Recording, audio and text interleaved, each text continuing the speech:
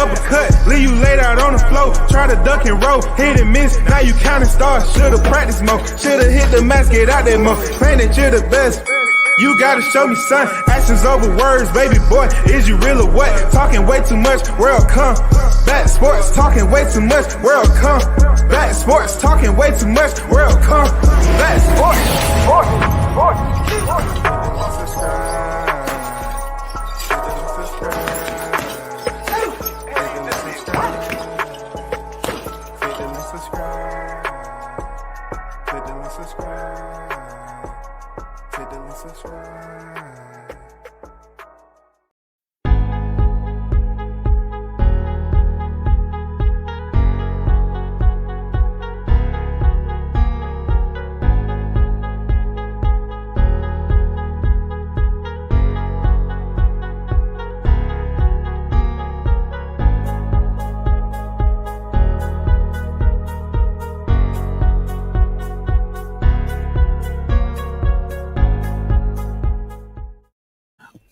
Once again, you're tuned in to World Combat Sports.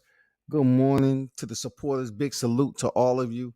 If you're in the building, hit the like button. That's probably the only time I'll tell you, in the intro and the outro. That's it. I'm not going to look, I'm speaking to grown, intelligent adults. If you like the content, show it by hitting the like button. You know what I'm saying? Appreciate everyone. It's Monday, man, the start of the work week. Hopefully everybody's doing great. I apologize I was late, man. I was just, man, sometimes you just gotta, people be talking to you about some stuff and, just be you gotta decompress sometimes on this YouTube, man. Sometimes, I'm gonna be honest, y'all. Sometimes when I'm on this YouTube, it's just further disappoint me. You know what I'm saying? It's almost like, dang,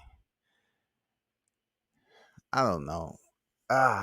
This boxing stuff has turned into one of the biggest reality show that you can be the author and producer of. You know what I'm saying? That's the crazy part about YouTube. You know what I'm saying? You can support a fighter and your words on that fighter can cause somebody to treat you as if you were speaking directly about their family. In the case of Terrence Crawford, Errol Spence. It seems like every time I bring up a situation that people already know about, they get extremely cantankerous and feel some type of way about what I'm saying. All it is I'm talking about a third party. That's all. I'm just talking about a third party, though. I'm just telling you within my belief system what I think. Looking at my thumbnail, Marvelous the sparring partner becomes the new storyline. Reality is Ugas might need a new opponent.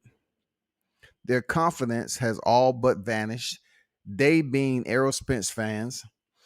And Spence second best in Crawford's welterweight domain. This is a thumbnail that I basically put up here. I made a few edits, but it's been up here before. I just thought I'd bring it back. Why? Because,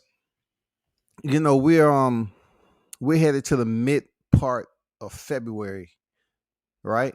And there's a lot that's going on with the desperation in the boxing community, especially on the YouTube. Why do I say that? Keith Thurman fights Mario Barrios, and there's 100 different scenarios on who they want him to fight next. You know what I'm saying? Also, within the assessment, they're assessing the fact that he still got hurt to the body. Someone made a very intelligent comment that I haven't made. I don't have a problem giving people credit because, what value is it for me to take accountability for something that I can't account for? But they say, Keith Thurman might have a stomach ailment. Just like I mentioned Brock Lesnar. Brock Lesnar, as big as he was, put together, brick house, man, motherfucking Adonis, a motherfucking, motherfucking wrestling background, world wrestling entertainment superstar. He was stopped to the body when he came over there to the UFC. Keith Thurman may have a stomach ailment. It may be something going on more with Keith Thurman to the point where he cannot um, complete or have an extreme core regimen to his training when he's doing his strength and conditioning. He might have a stomach ailment. It might be something that's hurting him every time he goes to the gym. That's why he keeps getting hurt to the body. I don't know. But look, let's get back to the scenario base, right? So Mario Barrios steps up for the first time. He he picks up his second loss. You know, just like Mikey Garcia picks up his second loss. You know what I'm saying? I'm not saying Mikey Garcia picked up his second loss at welterweight. I'm saying he picked up his loss when he decided to move up to welterweight. All right, from a lower weight class. That lower weight class was what? 135. Mario Barrios was a champion, WBA regular title holder at 140. He didn't get the job done. Also, he took some punishment. Okay? Two different sides of it. Gervonta Davis stopped Mario Barrios, but Keith Thurman went the distance with him. Then it leads us to the next question. All the matchups that they're talking about now. Keith Thurman fighting this guy, that guy, this, that, and the other. Now, of course, Errol Spence came out with Taylor. And you saw what I put in my description. I say, shit, you talking about someone who's tailored? Because you go to the body. Yeah, you tailor-made for Terrence Crawford then, Errol. You're tailor-made for Terrence Crawford. You know what I'm saying? You are absolutely tailor-made for Terrence Crawford because he already done smashed one of your common opponents anyway. He stopped an opponent that you couldn't stop. So you tailor-made for him. I'm just saying, can Errol Spence be the last man standing before he step in there with Terrence Crawford? Is it possible for Errol Spence to make it to the Ugas fight? Because to be honest with you, Terrence Crawford may be fighting Ugas instead of Errol Spence. I don't think Errol Spence can make it to this fight, dog. I don't think Spence is physically ready. And that's why they're sending out Marvelous to come out here and cap Young and talk about, hey, he had me hurt for 2 rounds. Man, nobody wouldn't believe in that shit, dog. Even kids that don't watch YouTube, they was walking by the screen and say, huh? What he say? No, he capping. And walk the fuck out and start skateboarding. Nobody was believing that shit. And unfortunately, like, when I was looking back at, and once again, this is nothing. He seems like a, cool cat. But, when I seen him making his rounds, I couldn't believe how many people wanted to be in touch with this guy. See, I guess I look at shit just a little bit more serious. Every now and then I play around, right? But then I'll see something like this come across YouTube, and I'm never trying to be first with it. I'm not trying to be first with someone like Marvelous Jarvis because people are not going to take him serious. Because true boxing fans do what? They understand if they assess a human being and they say, you know what? I've either heard something about Marvelous. He's a very credible opponent, or man, he was a killer in the amateurs. Or this dude, man, he knocking out everybody. He's 6-0, 6 knockouts. You know what I'm saying? That's what they look at. So I know he giving Errol Spence good work. And for Errol to hurt him, that is the mental travels that we go through right there. When we processing a situation like this. I just find it very disturbing that at this point in time that Marvelous was even take to social media to speak about sparring with Spence. I just felt it wasn't a good look. Once again, I just felt it wasn't a good look, people. I'm gonna be honest. I didn't think it was a good look. Kwame on deck. Salute to you. Ghost on deck. DBMH on deck, man. Say yes, sir. Brock was hurt to the body and later turned out he had a life-threatening condition for which he needed surgery. After surgery, his body issues went away. Yeah. Also, his body issues subsided, but also he never really came back to the UFC to prove that, post surgery. You know what I'm saying? He kind of stayed. He's lost weight, of course. He's not as big as he used to, probably because he's not juicing as much, and he's established his career. And I don't want anybody, getting all upset about me saying he's juicing. It's public record. When he fought Mark Hunt, he popped dirty. And, Mark Hunt was pretty upset that the decision couldn't be overturned. And also he couldn't get the portions of Brock Lesnar's purse. You know what I'm saying? But that's neither here nor there. I'm going to stay on topic. Robert Woodard also has a similar situation. Yoel fights. He's need life-saving surgery. Keith is getting a lot of hate from a lot of parties. Sad to see the way they doing Keith right now. Keith had his issues, but his resume cannot be denied. He is that dude. Shout out to Bud, pound for pound #1. Bud smokes everyone. I gotta put this cat up here so it can be broadcasted, in the homes of millions. Hey, look at it this way. Appreciate you. I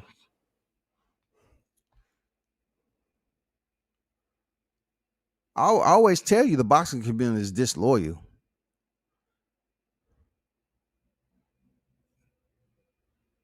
Very, very disloyal. That's why I was explaining to my boy. I said, don't rush him. You don't rush him. There's no need for these cats to be rushing Raymond Ford like they doing. What are you rushing to do? Let's just look at this. Let's just give you a perfect example. Teofimo Lopez, man. 15 fights, he get the world championship. 16, he becomes unified champion, undisputed. 17th professional fight, he loses to George Kambosos, and people treat him like he never won the title. Once again, 15th fight, you beat Richard Coleman for the damn IBF. 16th, you beat Vasil Lomachenko for the unified lightweight titles. And then 17th, you defend them. You're doing a turbulent firestorm of back and forth, delays and everything else. And people just cast him out.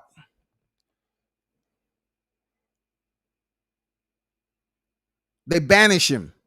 After all the work, his dad, being over there when he was 12, 11, 12 and 0 and shit, talking about my son's going to be champion. And when he is 15 professional fight, this, that, and the other. He makes it happen.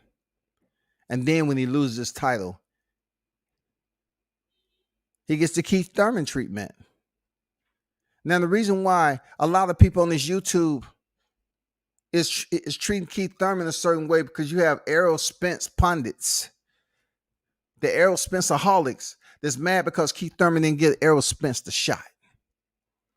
Like he's supposed to attend right away to Errol Spence. He didn't give him the shot right away. That's why a lot of people don't like Keith Thurman, because they will always say, oh, he ducked Errol Spence. Well, guess what? Sometimes you wait, you take a different route, and you end up with the goal, right? So he got one piece of the goal. He got one half of the goal. Now, if he makes it to this fight against Yordenis Ugas, which I don't know, man. It's pretty shaky. But he has the opportunity to collect the goal for which he was trying to request early on when Keith was a champion. He already has the WBC. Now he has to get the WBA. That's all you have to do, bro. You good. You go in there and win and beat Ugas, you good. No more whining, no more crying. You good. But he has to go in there and make it to the fight, first of all, and he has to get the victory. The backlash or the criticism that Keith Thurman is getting, this man is coming off a long hiatus and still went in there and punished Barrios. But all people talking about is motherfucking body shots. Listen, it's boxing. Just like people go in there and get touched in the face. God damn, people trip. Oh man, so-and-so was getting touched. He was getting hit. It's boxing. If somebody go in there and fight like Shakur Stevenson did against Toka Kunklari, a Nakathilia, then they would be like, oh man, that was boring. If they go in there and fight like Richardson Hitchens against Malik Hawkins, oh man, that was a boring fight. They didn't get hit. We need more action. Oh, better yet, You beat Deontay Wilder, blessed with the power, but they say he don't have boxing skills. But 42-0. 42 and motherfucking 0 with 41 knockouts. The reasoning for the insanity on YouTube is the debilitated thinking of individuals that continue to listen to people who are pushing biased narratives, period. I'm not pushing a biased narrative about Terrence Crawford. I truly believe Terrence Crawford is a better fighter than Errol Spence overall, period. And I do believe he'll step on him once they do step in the ring. Terrence Crawford will absolutely step on Spence for many reasons. For many reasons. Just like I said, Vasyl Lomachenko was overrated. Just like I said, Anthony Joshua was overrated. This is before they lost now. I mean, I'm talking about a big fight. I know Lomachenko back in Atlanta, I said he was overrated. I said Anthony Joshua was overrated when he was still undefeated. You know what I'm saying? And to be honest with you, I don't see what all the hype is outside the popularity of Spence. I don't see what the big hype. You know, when you talk about man down, you have to place that in the living room, and you have to place that hashtag on the chest plate of Terrence Crawford, because everyone he's fought at welterweight, he stopped. So therefore, he now has the hashtag man down. I don't know what the fuck Errol Spence got, because he ain't knocking shit out. Carlos Ocampo don't count. Carlos Ocampo doesn't count, man. I don't care how many people get mad and angry like you owe them motherfucking money for them talking shit. You got to check in with them. It's a problem. I never knew so many grown-ass adults can cry with somebody they haven't met. I can actually say I met Terrence Crawford. You know what I'm saying? I can actually say I interviewed Terrence Crawford. It don't matter how many times. I can actually say I did. But Errol Spence, it's not too many people on this YouTube shit can say that they met him, that they talked to him on different occasions. That's a problem. You know, I'm trying to analyze this whole shit and put it all together. Like, why are Errol Spence fans so angry? And they'll say it's bud sexuals, right? They got to make it, they got to turn into a demasculinity type of environment. It all deals with demasculization. It all deals with the dick. It all deals with man-on-man affection. That is the YouTube. That is the YouTube community. Not everybody. Those are the hot flashes that goes through the YouTube. I've never heard a bunch of men not talk about fiending or being with their girl or just talking about the beauty of a woman. All I hear on here when it comes to one fighter being compared to the other, they always want to mention dick in between it. I don't get it. And look, nor do I need somebody explaining shit to me. It makes no sense to me whatsoever. It was Deontay Wilder fangirls, and now it's the bud sexuals, right? So in reality, in the darkest reality, you cannot support a fighter heavy without somehow, some way being considered to have an affectionate attraction to that fighter.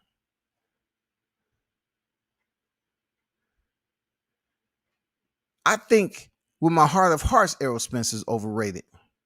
I think he hasn't did too much of anything. I pretty much gave the plan, the master plan for him and Jamel. I gave the master plan, people. I gave the master plan. I said, listen, if Jamel become unified champion, Errol Spence should redirect his focus and just play along like him and Jamel have a beef. Goddamn, get a shot with Jamel when he got the titles.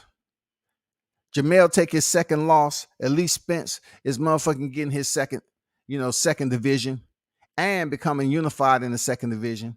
And then there's a rematch clause in there, and Jamel picked back up his titles. Now you're saying to yourself, why would they go up there and do what you said? You're telling somebody to throw a fight. No, I'm telling them to use their brain. Because what boxing has right now, what they're giving us, this stage show that they're giving us, is all about what I'm telling you in this, fantasy fight. It happens all the time. It's just people see it play out, and they don't even think deeply about it. But that's the only way Spence can really jump the line a little bit, cut some corners. If Jamel Charlo defeats Brian Castano and then somehow, gets a shot at Jamel Charlo before Terrence Crawford does, Jamel loses the titles, become two-weight champion. That's the only way he's going to get some redemption, because he ain't unifying the 154-pound division. I say again, Errol Spence is not unifying the 154-pound division. There's not even confidence that he can unify the 147-pound division. You got to choose your profession, or you got to choose the streets. In between that is people that you care for, that's immediate family.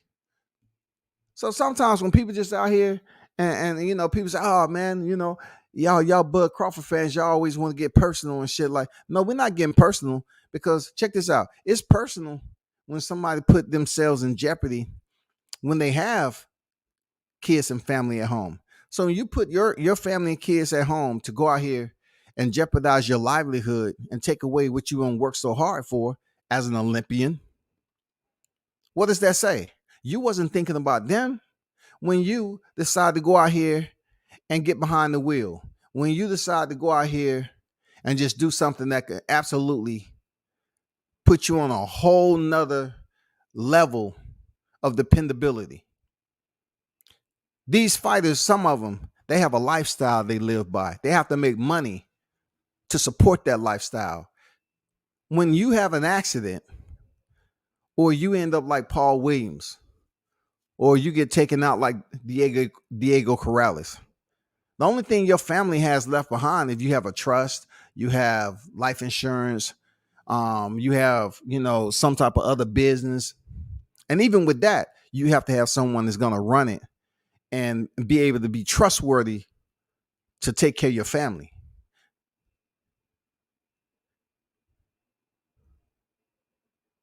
But people get mad at the wrong thing. Every time I do a live, they get mad and they always want to put dick in it. The only dick I see is the one, the individuals that's coming over here speaking on this shit, man. That shit is so confusing. I'm not going to lie to you. Bro.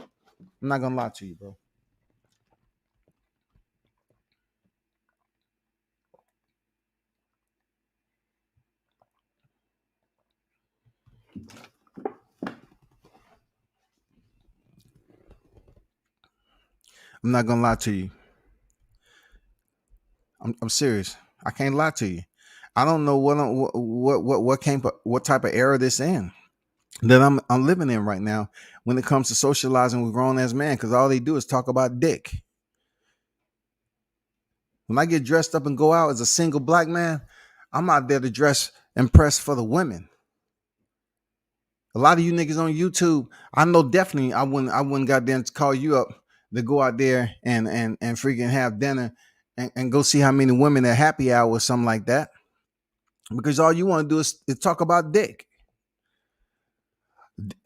Dre Davis 07, salute, man. Facts, Crawford would step on Spence. Crawford got too many skills for that fool. Man, talk to him, bro. Talk to him, man. You know what I'm saying? When I say that shit, people act like it's not boxing, but they call themselves a hardcore boxing fan. They break down shit. You know what I'm saying? They break it down to the fine strands of the fibers because they study this shit. But yet they can't understand when it comes to Errol Spence and Terrence Crawford, how somebody can say Crawford is better all around than Errol Spence, all because of who he's fought in the welterweight division. They look at who he's fought in the welterweight division. But then, as selfish as they are, they're trying to tell me that, well, Bud Crawford didn't stop the Sean Porter that was basically knocked down the second time and punching the canvas. His dad did. But listen, What was Sean Porter's behavior like prior to his dad, his blood, waving the tower, capitulating, living to fight another day? His dad saw his son in a very, very bad situation that was only going to get worse. Knockouts come with different types of temperature. You have the knockouts that are pending, but all the signs are there. That's what Sean Porter was giving us. Sean Porter was giving us the preliminaries. He was getting knocked down, boom, he get back up. Knocked down again, he's punching the canvas. The next time, he would have been stretched out, dog. Because right then and there, Terrence Crawford already know, man, I'm on my dog walking tour right now. I'm on my dog walking shit right now. I'm about to step all over Sean Porter from here on out. Fuck it. They told me I was behind in the fight. You know what happened when Terrence Crawford started dog walking motherfuckers in the ring? He threw the strategy out the window,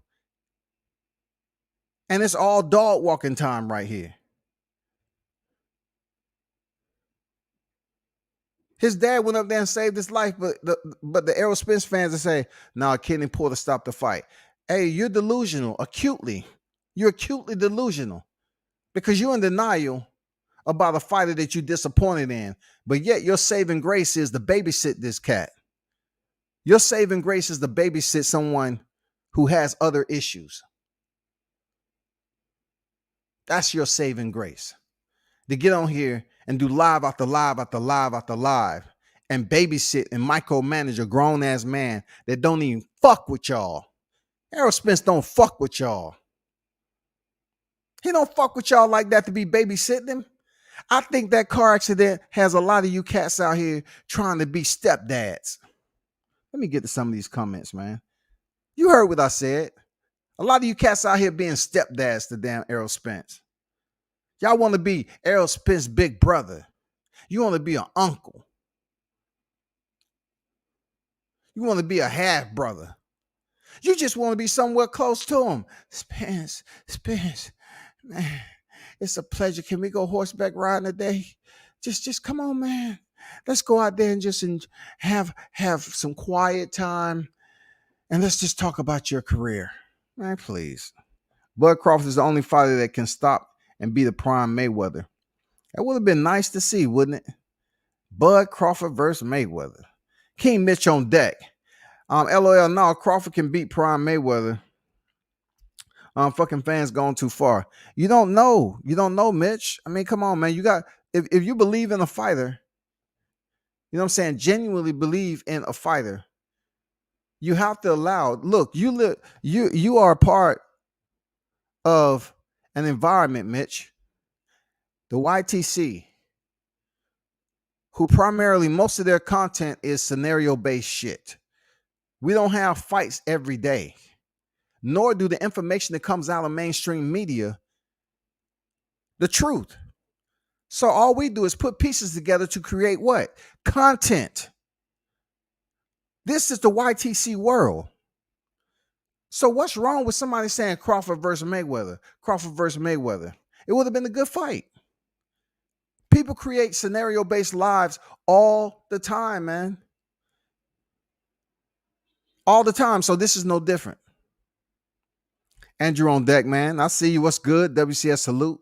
Go said Papa. Oh, Papa Lot on deck. What's good with you, Pop? James, salute my brother. Who's won and who? Let me know. I need to get my popcorn ready. Let me see who's won. Yo, a YouTube war about to start. Virgil Ortiz and Conor Benn overrated. Easy work. Yeah, for Bud. Yeah, for Bud. Absolutely. For Bud, absolutely. Shout out to Boots Ennis. Boots is a problem, man. But you know, we're still waiting for him to step up and split the ropes with one of those cats, man. Sir Ken on deck, man. Salute to you, Ken. World Combat Sports. Salute to the wrenches and salute to the chest. Smash the like button, man. Always a pleasure. Appreciate you pulling up there, Ken. Comparing Thurman, who's been at welterweight most of his career, to Tank, who fights at 135, is already a huge L for Thurman. Don't bring some of these YouTubers for a wingman, that's for sure. Man, for real. You know what I'm saying? But let me talk about Mitch's comment about, Tank being a 135er. It does seem like a L. But people have to understand, I guess a lot of people cannot relate to losing weight. I've been there. I've basically been that type of person that was at 235, 240. And then I basically over time prepared myself to start competing and had weight cuts. And by the time I was actually, I say within my third week of my first competition, 3 weeks out, I did feel different. I felt weaker than I did when I was pushing weight at 240. You know what I'm saying? I felt weak. So to basically bring up the analogy of Thurman looking bad because he didn't stop Barrios. Barrios probably felt stronger at 47 than 40. He even said it was good for him not to drop that 7 pounds, bro. You know how much 7 pounds is? Man, 7 pounds is a lot, dog. Look at the increments, man. Look at the increments in weight from fly to super fly. Look at the increments in weight from bantamweight to super bantamweight, bro. Look at it from 26 to 30. Then we really get into it. 40 to 47. Look at that. 35 to 40, 40 to 47. That's a lot of motherfucking weight, dog. You just can't sit up here and say, man, the way I felt at 40 is the same I feel at 47. No, man, he don't have to drop an extra 7 pounds. And Barrios, even though he took punishment, he was more durable. He was resilient because he was holding more weight, holding more water. I don't knock Keith Thurman to the point to call him a non-factor at welterweight. He's a factor. He's a factor. But I would rather see Keith Thurman fight somebody like Virgil Ortiz, Boots Ennis. I like to see him fight some of the other names. You know what I'm saying? Some of the other names, because he only has one loss. Y'all have to understand that he only has one loss. So Boots Ennis is undefeated. Put Thurman in there with Boots Ennis.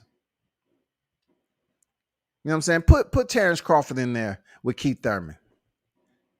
The reason why I'm saying that is because Keith Thurman was a former unified champion, so he still has some Wall Street, bro. The dude still has a value to his name. He's not a bum. He just needs to step in there with the right opponent next. Oh, that's it. We need to see him in the ring with the right opponent. That opponent being, possibly Boots Ennis or Terrence Crawford. I would definitely like to see Terrence Crawford fight him if by chance we're not going to see the Spence fight. Just like the hiatus that Thurman just came off of, we may indeed see Spence. He might be the next attendee on that long hiatus on the DL list. We're not sure if we're going to see him fight this year. I'm hoping, because look, Lord knows I don't know how the Spenceaholics will endure that. You know what I'm saying? I don't think the YouTube provides outpatient care, therapy. You know what I'm saying? Crisis centers, remote triages. I don't see it, because that's what you're going to need, because they're angry already. So I don't know how they're going to survive in the YTC community if Spence doesn't fight this year. They're going to lose their freaking mind, dog. There's no more content to put together. They're going to be asking around, hey, man, can any one of y'all get in touch with Blu-ray? And he got Spence number. Why can't Blu-ray get Spence to join one of these so-called pro Spence panels? he is the guy who has a connection with Errol Spence. Why isn't he able to have Errol Spence? Why is Errol Spence on lockdown? Why can't he just come on here and do what the hell he want to do? Drop on the one that you think that's the best. You know what I'm saying? That's gonna represent you the best. You don't have to drop on every channel. Come out here and let us know what you're doing, so I can drop a couple of super chats on that live, to let Spence know I'm in the building. I mean, come on. Why Spence is not coming over here to this deranged YTC community that's running rampant with lunatics that are angry,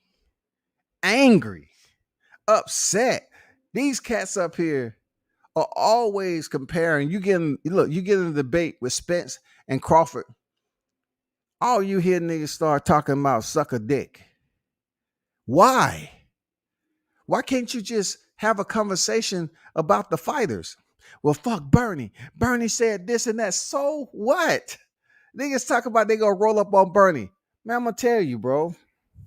Listen, if y'all dumb enough to go up and try to fight a boxer, all right?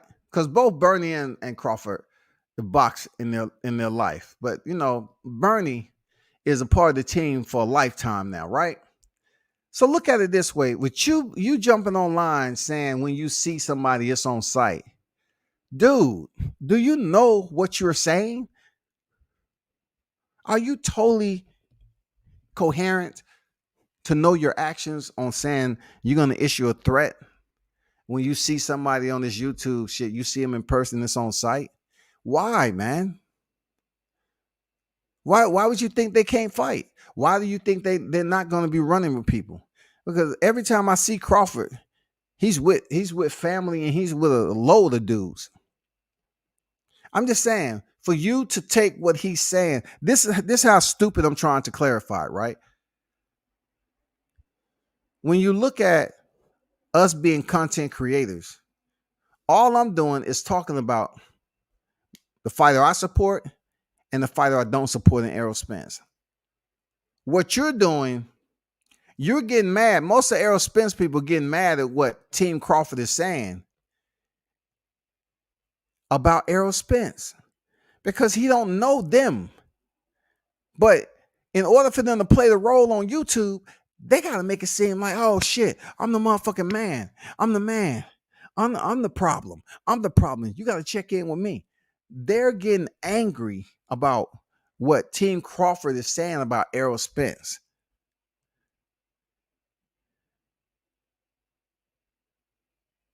Their emotion is like a leaky faucet, y'all.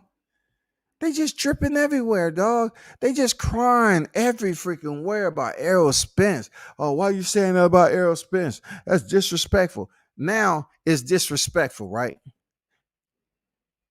The man will step on Errol Spence whenever they fight. I'm glad that the fight isn't happening right away. You know why?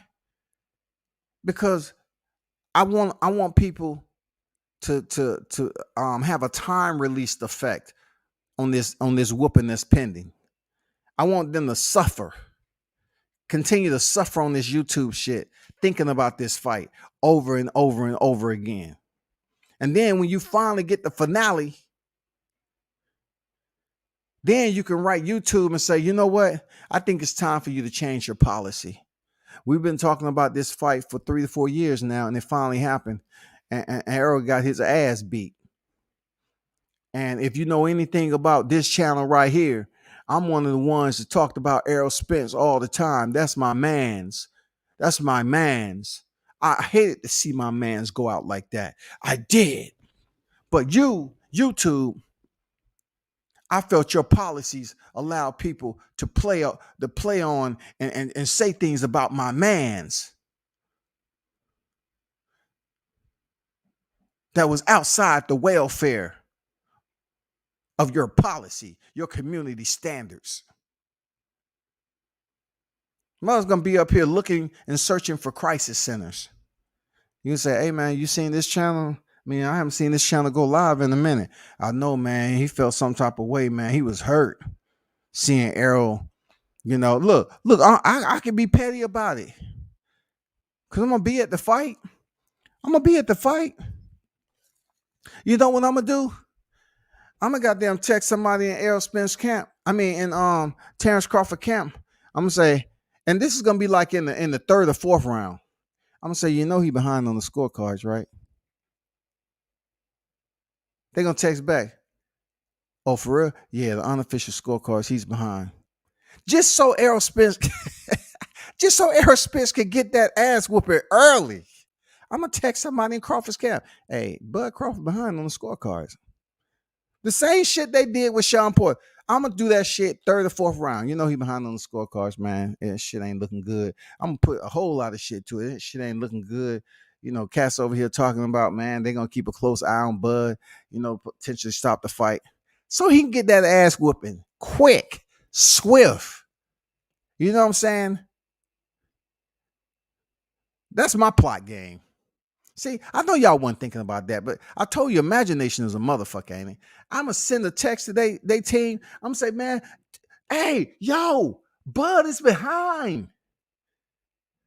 I know it's the fourth round. He's behind on the unofficial score. He's behind. And then Bud get up. For real? How's that? I've been whooping his ass already. Okay, fine. Oh, shit. Please. Please, please. It's not that Mario performed better. It's that Keith is just a better boxer than Tank, and did a better against a stronger, bigger, and more hydrated Mario. You can't tell me Mario went downhill. I don't think he went downhill, man. I like Mario. And like I said before, Ghost, Mario he didn't have to cut those 7 pounds, and he was stronger, but he wasn't a better boxer. So I agree with Ghost just said. I agree with that. Ghost, Barrios won more rounds versus Tank. Barrios are hurt almost every time Thurman hit him. Barrios had a better fight versus Tank. But you have to understand this also, Mitch. Tank was moving up from 35, though. He's a smaller frame fighter. You know what I'm saying? He's a smaller frame fighter. There's no way that somebody can convince me that Thurman looked the size of Tank in there. I mean, Barrios is bigger than Tank when they fought at 40. It's just Keith Thurman, man, is a true welterweight. He's a former unified champion. Bro, come on.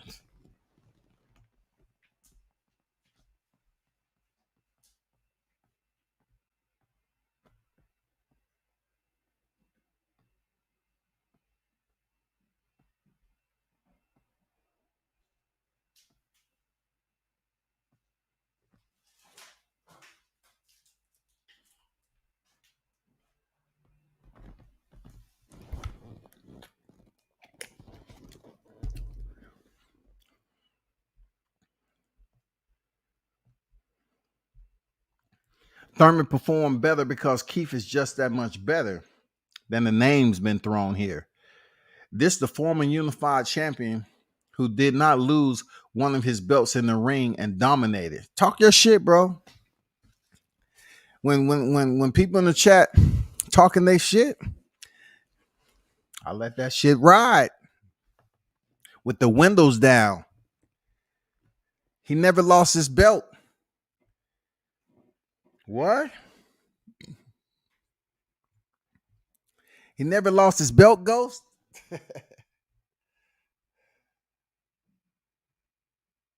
I beg to differ. I'm just fucking with you, Ghost, man. You know what I'm saying?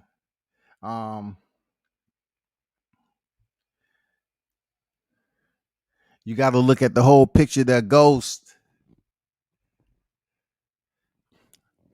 I know Ghost in the boxing game. I can tell. So I'm not going to play around and be petty, some shit with that. But you got to always think of the Keith Thurman, Manny Pacquiao.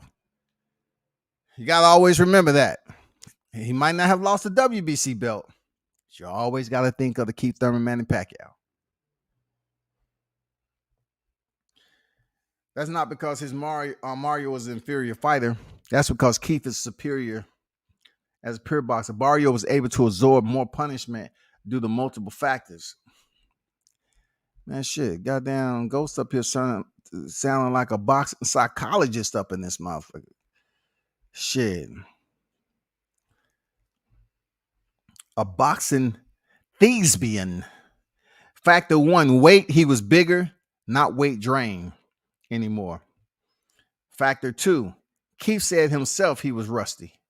Factor three, Keith come in to it with the mindset of going 12, like he said. He didn't want to end. Good point, man. Good point. Solid point. Solid points of references. You know what I'm saying? Factor one was weight.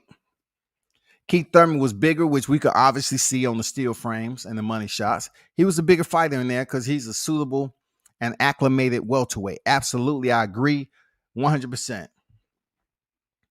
Now, for Barrios, he even said it himself moving up. You know, it was good that he didn't have to drop that 7 pounds. He said it himself.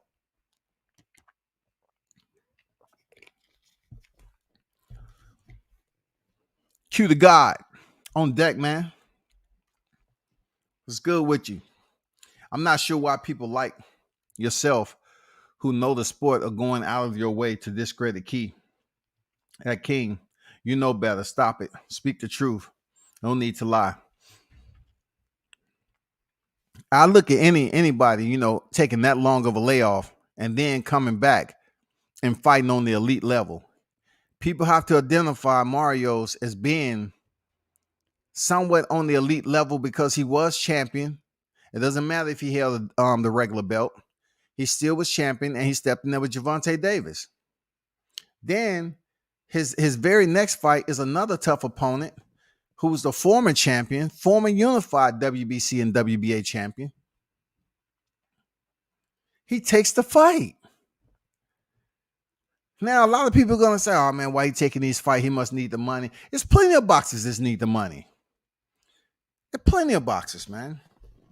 The only sport I know, combat-wise, that really drives home losses is boxing. Not too much mixed martial arts, and I don't see it in grappling like that. And I definitely don't see it in Muay Thai and all these other damn combat sports, y'all.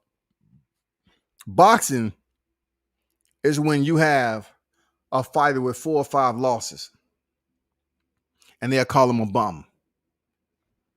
They'll call that man a bum. You know what I'm saying?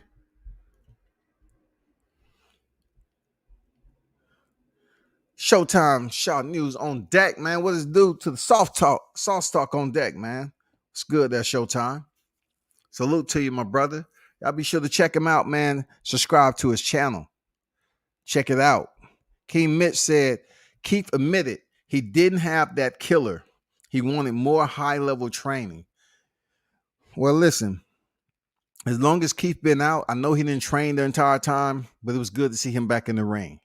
Is it a lot more we want to see? Of course, because look, boxing fans or individuals who are never satisfied.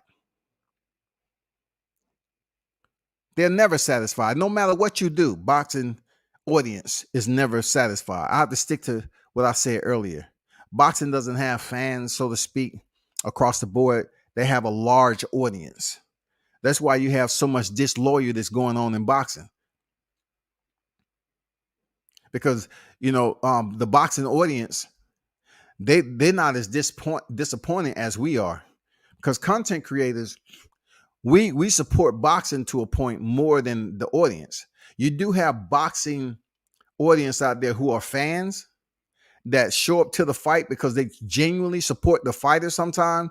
But also you have those who just passing by and say, you know what? Hey, man, they got some boxing match going on up this weekend. You want to drop by?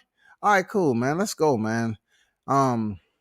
Who's fighting anyway? I don't know, man. They got some dudes, man. I really don't. You know, those type of casuals, temporaries. Keith Thurman is one of the top 4 of this weight and an ex-unified champion, one of the better 147-pound of this era. If he retires today, he was top 3 of his era. Keith needs to build that. He needs to build up his position in the welterweight division again. One fight with Mario Barrios doesn't do it. You know why it doesn't do it? Because we've seen him have issues with the Josecito Lopez fight. We've seen him get off his ass against the older Manny Pacquiao fight. So he has some proving to do.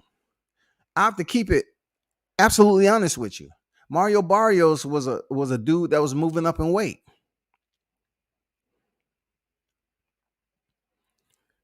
You know what I'm saying? Mario Barrios was a cat that was moving up in weight, fighting in welterweight for the first time. You have to absolutely, appraise Keith Thurman's position in the welterweights, the top welterweights, when he fights somebody that is already there. Whoever that may be, I don't know. Like I said, I wouldn't mind seeing Crawford get the next shot at Thurman. I wouldn't mind saying it. What I don't want is for him to be calling out Errol Spence and Errol still crying and whining to when I was calling him out, he didn't want to fight. So I don't know why he's trying to get some belts I got now because he didn't give me the opportunity when I don't want to hear that shit, dog. I mean, we heard that so many times. I don't care, dog. King Mitch, he admitted post-fight that he was rusty. And he admitted that he did not try to close the show. He later gave additional information on what else may have been the reason. That's why. Ghost, please tell me where I went out my way to discredit Keith. Keith, I ain't lied one time in this chat. Today? I usually don't do this, but please add the link. What? Man, hey, any one of y'all want to talk about this? Showtime, you still in the building? Hop on. You know what I'm saying? But Ghost, if you choose to hop on, and don't let Mitch jump on. Hey, don't let Mitch click the link and you don't, Ghost. I give you the platform. I even take the thumbnail down. You know what I'm saying? If y'all choose to, debate without cussing each other out, cool, long as it's conducive to the audience. And leave dick out of it.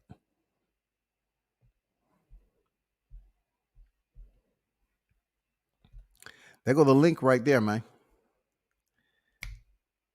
Because Mitch rarely asks for the link. I mean, it's probably one or two other times he's asked for the link. So I know he ain't trolling. He say, I usually don't do this, but please add the link. So if Ghost and Mitch want to get on here, Showtime, man, do what y'all do, man. I know Showtime might be at work, though.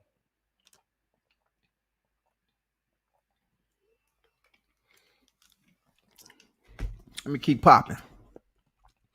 The link is in the chat. At King Mitch, we doing this right now. All right, bro. Whatever you say, King. I'm working. I wouldn't click a link at present. More credit to Tank. Dang, you can't click the link, Ghost. Dang. It ain't no bathroom around there.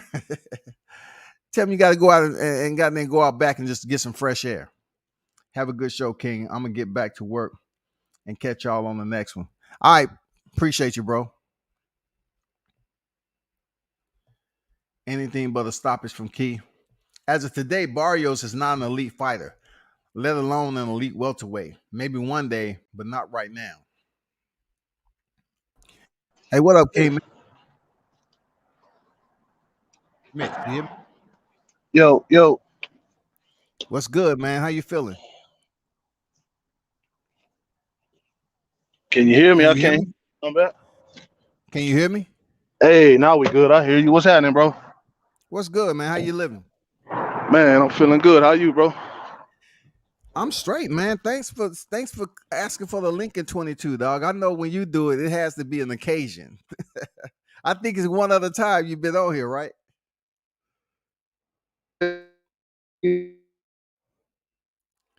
I can't hear you going out. My bad. I said I'm in the chat all the time, you know what I'm saying? I fucks with you, you know what I'm saying? Yeah, I know. I think it's only one other time that you actually click the link, huh? Yeah, maybe twice, but that ain't my So what thing you to get want to on push? here and be back and forth with motherfuckers. But Yeah, I feel you. I feel like Ghost tried to challenge a player. You know what I'm saying? Yeah. He claiming that I'm on here discrediting Keith. I ain't said a bad thing about Keith. He just trying to protect Keith for whatever reason, which is cool because we all like boxing. So if you like boxing, you can't you can't really shit on Keith too much for what he's Yeah. accomplished. You know what I'm saying? He's done his thing, but at the same time, nigga got 3 fights in 5 years or something like that. Mm-hmm. He been holding up the division, doing his thing. But we want to talk about discrediting him. I can. That ain't my choice to do, but I can. You know what I'm saying? You Yeah. know what I mean? But I'll stick to what the main topic me and Ghost were going kind of back and forth about as far as the Barrios and Thurman in comparison to the Tank and Barrios. You know what I'm saying? I feel like a lot of people on here be like, it's this thing where either you fuck with Crawford or Spence. You know what I'm Correct. saying? It's cool. Absolutely. I like both fighters. You know what I'm saying? Crawford a bad motherfucker. I also think Spence is a bad motherfucker. You know what I'm saying? When it comes to that, I'm riding with Spence. That's just me. You know what I'm saying? But it ain't like Yeah. oh, Crawford a bitch and this and that. I don't get into that. That's why when I see you do your thing, I know you fucking with Crawford and I respect it. You know what I'm saying? I don't come over here trying to shit on you and shit on Crawford and shit on Bernie and tell Bo Mackey fat and shit. That ain't my thing. You know what Yeah, I'm saying? Ben Israel. Yeah, you know what I'm saying? But it's there, you know what I'm saying? And that's a part of the game. You know what I mean? But I don't get into it like that. For But as far sure. as the comparison with Barrios, his performance with Tank and Thurman, it's like, look, everybody just want to say, oh, well, Thurman, he looked good. He looked great. Thurman didn't look that good, man. Thurman looked like the not so good version of Thurman. We got to keep it a buck. Mm. Thurman's supposed to get him out of there. You know what I'm saying? Mm-hmm. I usually don't prescribe to that type of talk, but he's supposed to knock him out. How I know he was supposed to knock him out? Every time he touched him, Thurman hit him, he was hurt. And I'm like, damn, is he going to go in there and get him out of there? And then it's like, okay, we trying to get rounds. All right, yeah. But you touching him and you hurting him. And because we fans of the sport, we know Thurman. We know Thurman's damn near overthinker. He thinking too much in there. So I know he's Yeah. seeing when he got the guy hurt. He notices that. And the fact that he's not going for it, that tells me a lot about Thurman. And I'm watching the fight and I'm seeing, oh shit, Thurman not really even throwing his right hand. And that's his butter. That's his bread and butter. He ain't even throwing his right hand. He hurting Barrios with left hooks. He jumping in with a left hook, hurting this man. Mm-hmm. Couldn't drop him. You know what I'm saying? Couldn't drop him. Didn't look great in the later rounds. Got So hurt don't to the body yet again. And do here you, we go. We say Barrios is looking better because he hydrated and this and that. He barely won a round against Thurman. It was a competitive fight against Tank until he yeah. got his ass beat in the last 2-3 rounds. You know what I'm saying? That was a competitive fight. So to then say that I'm trying to shit on Thurman because I'm stating the obvious, well, Tank had a better fight. Barrios had a better performance versus Tank, in my opinion. Even though he admitted, I feel better at 147 and I didn't have to drop the 7 pounds. Yeah, you can say that, and you might have felt better going in, but every time Keith touched you, you were wobbled every time. You know what I'm saying? You might have regained your shit a slightly faster, but that also plays into the part where Keith didn't jump on his ass. He might have got a little snippet of one time. You know what I'm saying? Just what true power that Thurman possessed when he was a unified champion, because he was giving people the business. He was giving the top names the business as a unified champion. And also, do you find any merit that Keith Thurman may have really been trying to put some rounds in and get his conditioning up? No, yeah, I find merit in that because I could see it, but at the same time, The man name is one time, and he got the guy hurt damn near one time around and never went in on him. And then after the fight, he's like, yeah, maybe I didn't have that killer. Maybe I need high interval training, so where I see a guy hurt, I can rush it. And I'm like, nigga, you had him hurt multiple times. You didn't need no extra oomph to go in there and just put 2-3 more combinations together. He might not have trust in himself to press the gas to try to get him up out of there because he know how tough Barrio is. I'm serious. Hey, he might not have confidence in himself, dog. If that's the case, then that's not a positive for him, though. Like, you know what I'm saying? I'm not shitting on him. Like, you know what I'm saying? That's not a good thing for him. You can't come in the chat and tell me I'm discrediting Keith when then tell me Keith dominated the division. That's not really true. You know what I'm saying? Keith was the man, and because he won those 2 belts, he was considered the best welterweight at the time. But when you look back on the game and you've been in this shit and you've been watching it, that's not domination. You want a split decision versus Danny. You want a split decision versus Porter. Okay? You lost to Pac-Man, got dropped in the first round. Okay? You came back against Josecito and damn near got stopped and had to get on your bike. You understand what I'm saying? Collazo down there put you on your ass on the ropes when he hit you with a body shot. You see what I'm saying? So we got to understand, like, we can see, okay, he was undefeated. He had 2 belts. And we singing his praises, but that's not domination. And then on the same end, you can't come in and say that Spence ain't shit because he done got both belts. He done beat the same 2 niggas. You know what I'm saying? He done had a crash and all that shit, came back, washed Danny and all of this shit. And then say, well, he ain't shit. But on the other hand, you saying Keith was the shit, but they basically done the same shit. It don't make sense. And Errol ain't never looked as bad as Keith has looked. He might not have looked like Errol that never had a dominating. hiatus. Errol never had a hiatus as long as Keith Thurman, though.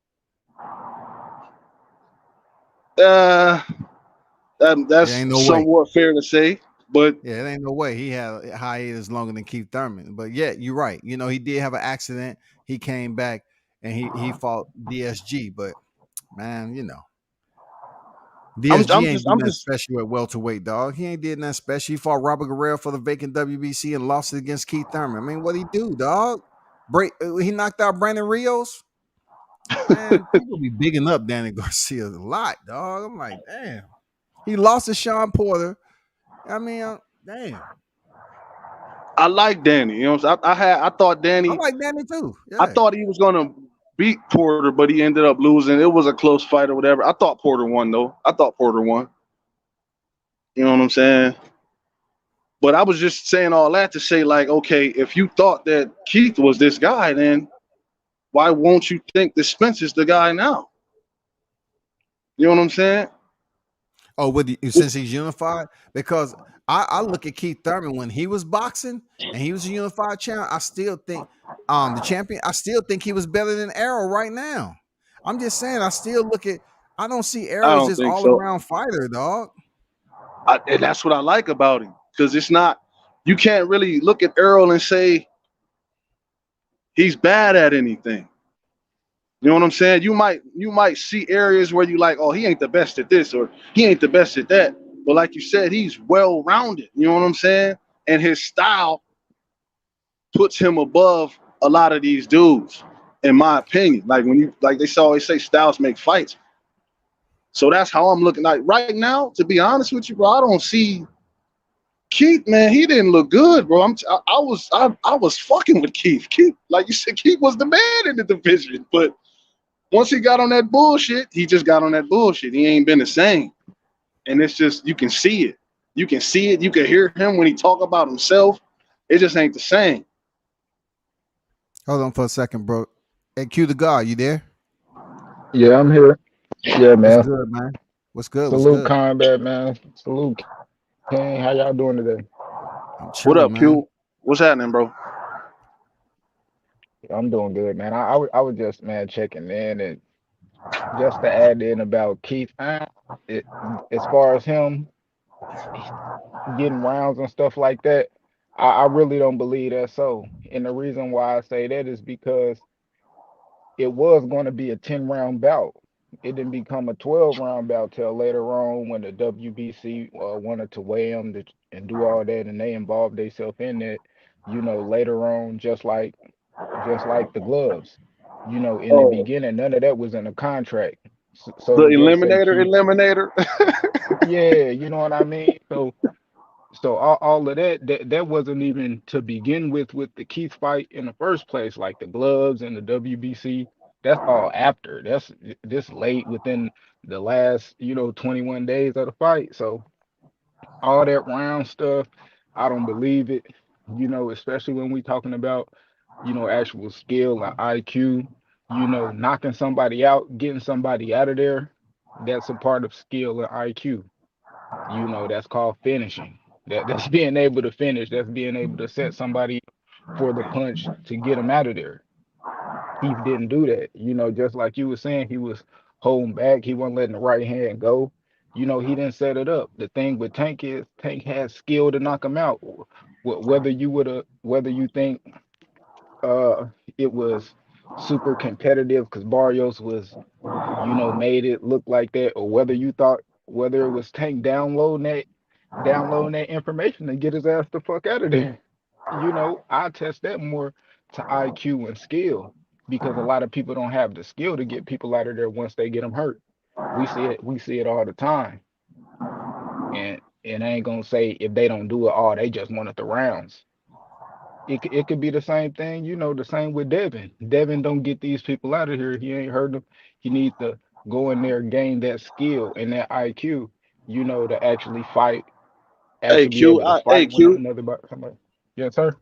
I listen. I agree with you when on Thurman, but in a fight and assessing a fight, like you could see Keith, he was hurting him. He was hurting him. You know what I'm saying? I think at a point, maybe sixth round, seventh round, Keith was like, I'm gonna just get these rounds in the bank. Like, you know what I'm saying? It was a point to where he was like, he wasn't Gassed really. out and stuff like that. He was He just made he the was just he decision, was just man. going rounds. He's just getting rounds in. Hmm. Like the difference with Tank, like you could see Tank. Barrios didn't really fight the same way versus Tank because Tank was allowing him to get off a little bit Hmm. like you say download that shit and put it on his ass. You know what I'm saying? Because that's what Tank does. When I was watching the Leo fight, I'm like, what the why is Tank walking him down already? What the fuck you doing, Tank? And the next thing you know, Hmm. bang. You know what I'm saying? Yeah. So that's like you said, that's the credit to Tank IQ and his style and how he gets shit done. But Thurman, I agree with you. He didn't press on the gas. He should have. But at a certain point, I could see like, oh, he getting rounds in. You know what I'm saying? Hmm. He just getting rounds in. I could see it. You know what I'm saying? So I agree with you, but at the same time, I gotta disagree a little bit because Yeah. I could see the motherfucker like, I'm gonna get these rounds in. You know what I'm saying? I could see Yeah. it all in him. I could see it in his body language. Now, whether that was due to what Combat alluded to earlier, him not believing in himself as much, because he said some shit like that in the post fight conference. And when he mentioned that high interval training he might need to do, he wanted more of that and all of this shit. But that man tried to get some rounds in. And the reason Yeah. he tried to get the rounds in was because he didn't believe in himself and all this other shit. That's not a positive to look at Yeah. it with him. Yeah. You know what I'm saying? But in that same sense, and that's why that is kind of the same with Tank. People love to talk about Tank. When Floyd gave him that first title shot, and Tank had said he felt like they was throwing him in there with the Wolves. The That's somebody Wolves. not having the Yeah. confidence and shit. But we also seen what he did to Pedraza, knocked his Hmm. ass the fuck out. That's true. That's a good point.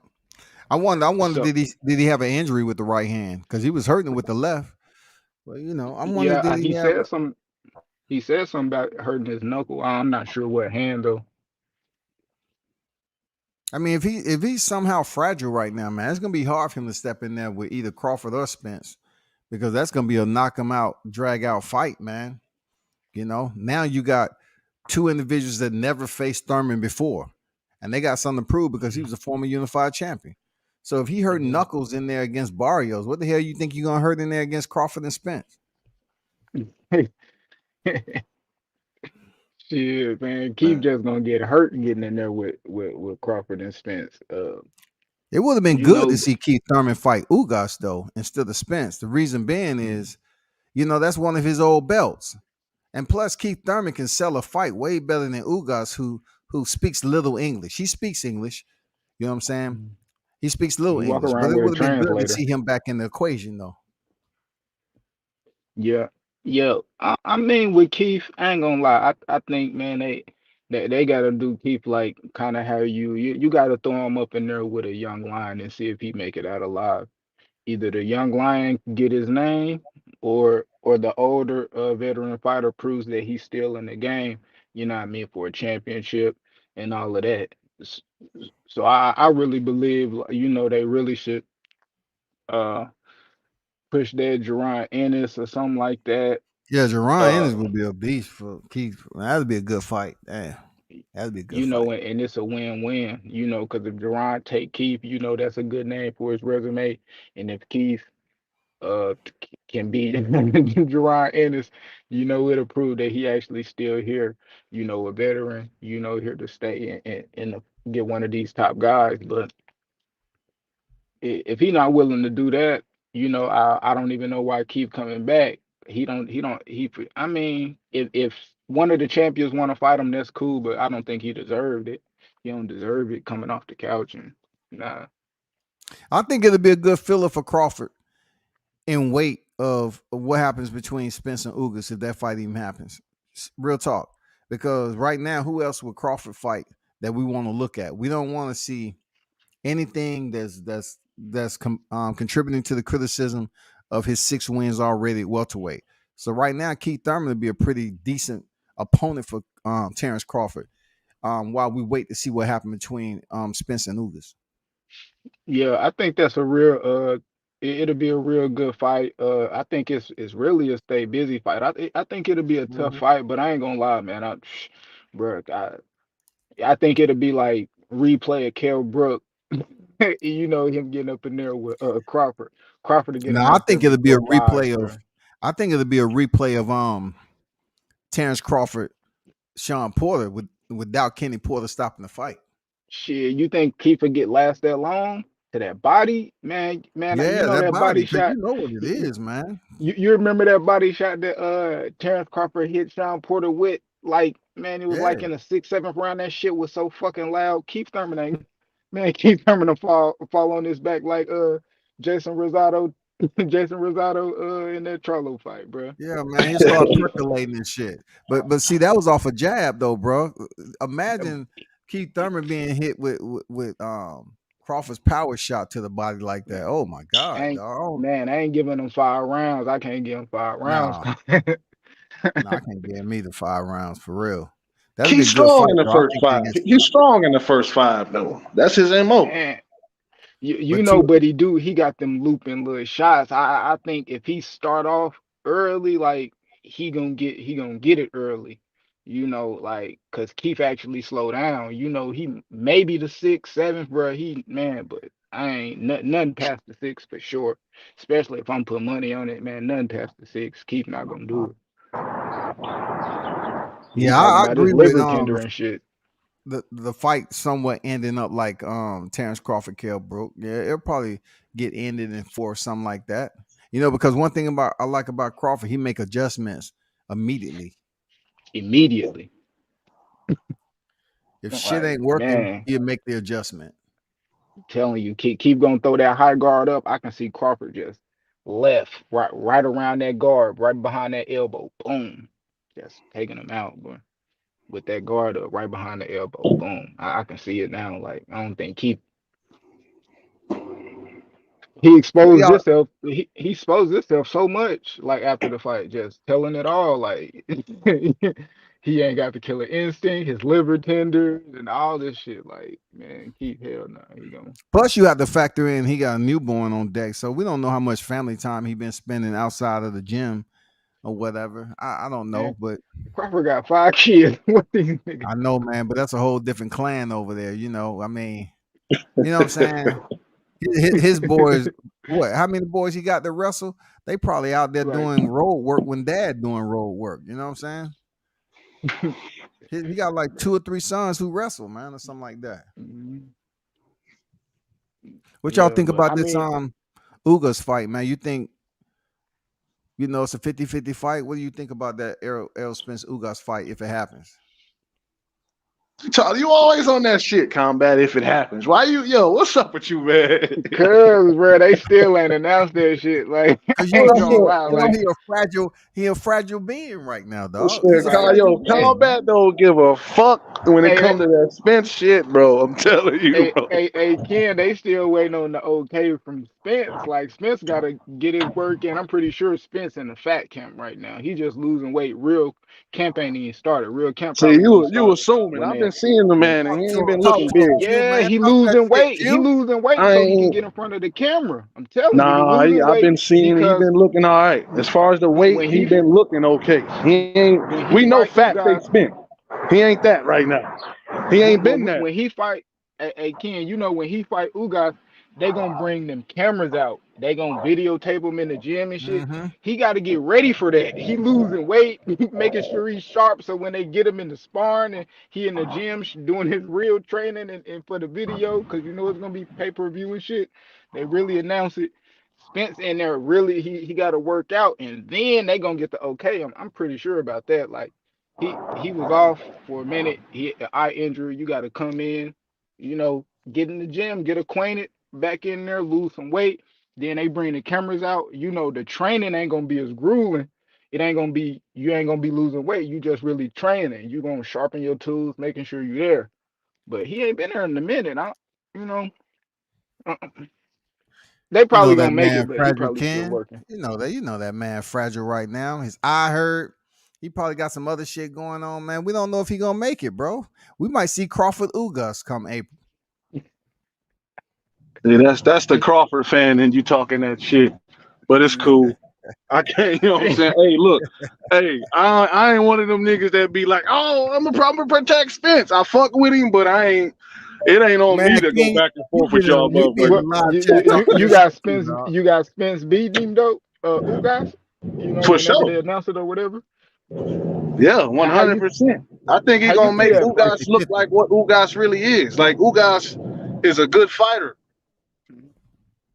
and that's it. You know what I'm saying? I don't think Ugas is this special world beater. Like he a good fighter, he got good skills, but I just you know what I mean. I think we looking at Ugas. He had an okay fight against Porter. A lot of people said he won, but he didn't. You know what I'm saying? And then he got in there with Pac-Man, and he did his shit. Nobody was really expecting that. But if Combat can remember, I was telling him Ugas is going to win that fight. But Pacquiao was ready. Pacquiao was ready to to give his name away. You know what I mean, to the highest bidder. Earl actually won that, and like that. He was willing to take that ass whooping or whatever he was gonna give Earl, whatever was gonna happen to that in that fight. He was willing to get that to Earl for whatever what I mean that pay was gonna be. Ooh, guys, it was unfortunate. I'm pretty sure Pacquiao was mad as shit about that. I think Pacquiao he sat around too long, even with that two-year layoff. Pacquiao, like Pacquiao really was on the road with Keith Thurman because remember a year prior he had just beat Adrian Broner. So he wasn't really just on the couch. He was able to get back up in there, back in camp and fighting within another year in a month or so. Keith, with Ugas, he was sitting down 2 years. He was training for a southpaw, and next thing you know, shit, you get Ugas, and then he come through and do you Man, like I that? don't, I his don't And think legs was heavy and shit. His legs was heavy and all them other yeah, excuses he was using. and yeah, it was a lot of different shit. But I ain't gonna lie, even with Pacquiao actually being that old and shit, bro, that shit, man, that motherfucker threw a lot of punches. He really brought the fight to Ugas for the most Yeah, part. He got outboxed. He got bullied a little bit for one of the first times by Ugas because Ugas is a good boxer and he had a solid plan for not prime Pac-Man. But Yeah. to say that Pac-Man was just gonna sell his name off and shit, like I can't really put that on Pac-Man because Pac a fucking soldier, man. Pac Yeah, proved he a that he soldier. ain't tripping on getting in there with nobody. You know what Nobody, I'm Exactly, man. saying? and that's why it was to the highest bidder. Shit, Bob Arum couldn't get that 40. You know what I mean, for Terrence, and he was took whatever he was gonna take for Earl. So shit. It I don't. That's what it was. The biggest fight. I ain't taking nothing away from Pacquiao. Pacquiao, shit. His resume after the Floyd Mayweather loss alone is better than all these fucking all these welterweights damn near currently right now. Mm-hmm. Shit. I'm But just saying though. Pac doing business, man. This ain't no mistake. Yeah, You he a see goddamn professional. Isaac Cruz in there, and then you see goddamn Mixayo in there. That ain't no mistake. Pac doing business. You know what I'm saying? So he doing business. He finally got his shit together. He doing his business. Yeah, he don't owe them taxes and shit. He doing what he's supposed to do, man. You're right. He a Yeah. soldier for sure. Yeah, I think he gonna get Errol Spence problems though, for real. I yeah, mean, yeah. he Counter should give him punching. some problems, but I don't see him. Like I said to you about a month or two ago, combat whatever you was popping your shit, talking about what you want to put on and shit, whatever. I'll put 50 on Ugas, bro. I'll put 50 on Ugas. He beat Spence. That's a bet. We could do that. That's a bet. We get a viral shake on that. For real. I got 50 that Ugas beat Spence ass. Oh, come Damn. on, man. See, Come on, man. Put a hundo on it then, I, nigga. I mean, I can see why I, he said. I I don't can see wanna I why don't wanna Combat with support the shit. Spence for I don't want to support Spence fans like that. Just say you do win. That's money I'm supporting. I'm Come supporting on, Spence man. fans. You know what I'm saying? I I think ain't I I trying to fuck think with the support Spence. y'all like that. I think All Ugas right, do got the 50 it recipe. is. Ugas do We got bet the we bet the recipe Curtis for Jackson on it. 50 Cent. We bet the Yeah. Curtis Jackson on it. Bet it. Bet Yeah, that but 50. yeah, but Ugas do possess some skills, to actually, give Earl a good fight and possibly beat him. Only thing is can Ugas actually take that punch, take that strong ass punch from Earl, because one thing about Ugas, he ain't bagging up, and Earl, he try to bag you up. Ugas, he ain't bagging up. Ugas, he a good counter puncher. He got an all And he right uses jab. his range well too. He uses Yeah, his range yeah, very well. yeah. Those are things that's gonna cause Earl some problems. And I would say that Ugas, he don't use it, but just having the Cuban style and coming up in that Cuban school, you can, the footwork, him actually being able to move around that ring, it's gonna be pretty good with him pivoting and stuff like that. But That ain't really uh Ugas style though. Ugas come exactly. forward a lot more than he move. And But that's tailored to Spence. When no, Ugas get hit, every time Pac-Man hit Ugas, he made it his point to come back with his own shit. And that's gonna yeah, get him fucked up versus Spence. Hey mm, King, that's the same thing Errol do. Once he get yeah, touched, he try to come back with shit. yeah. And Ugas, the thing Yeah. is with Ugas, he Cuban. Them Cubans fight southpaws like it ain't shit. That Yeah, man. that's like, what I mean?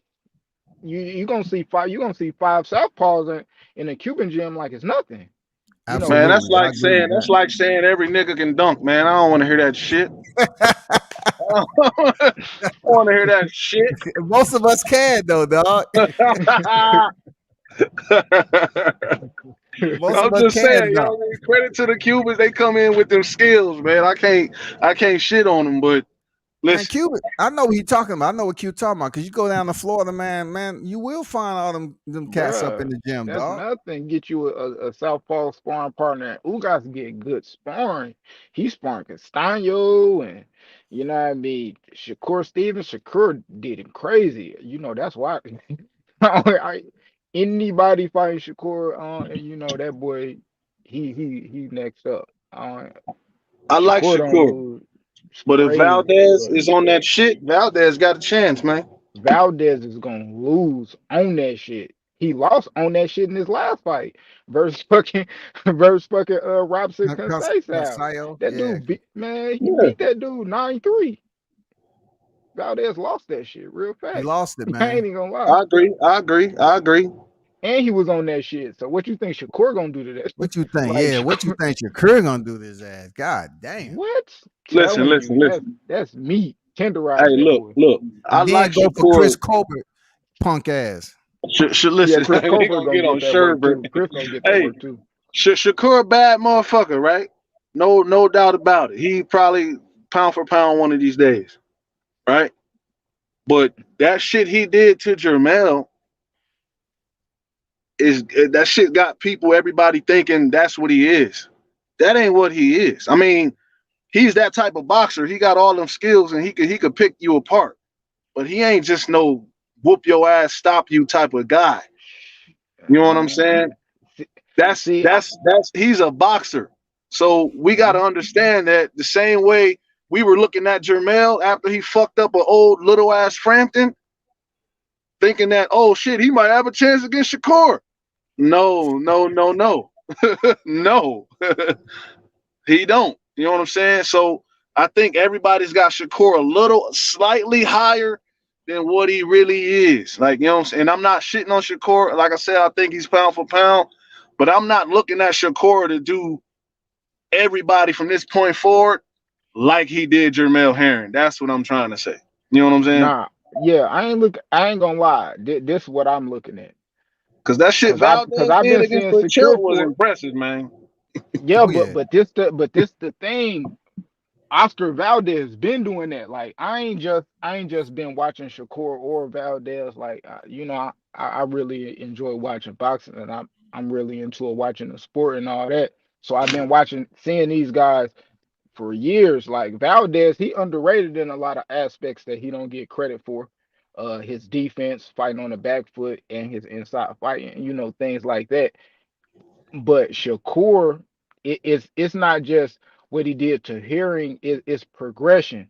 When you hear him talk about how he looks at sparring and when he in fights, and he's a person that he's a person that can see these things and make these adjustments. When he see him, he like, damn, I should have did this and that. He actually go work at it.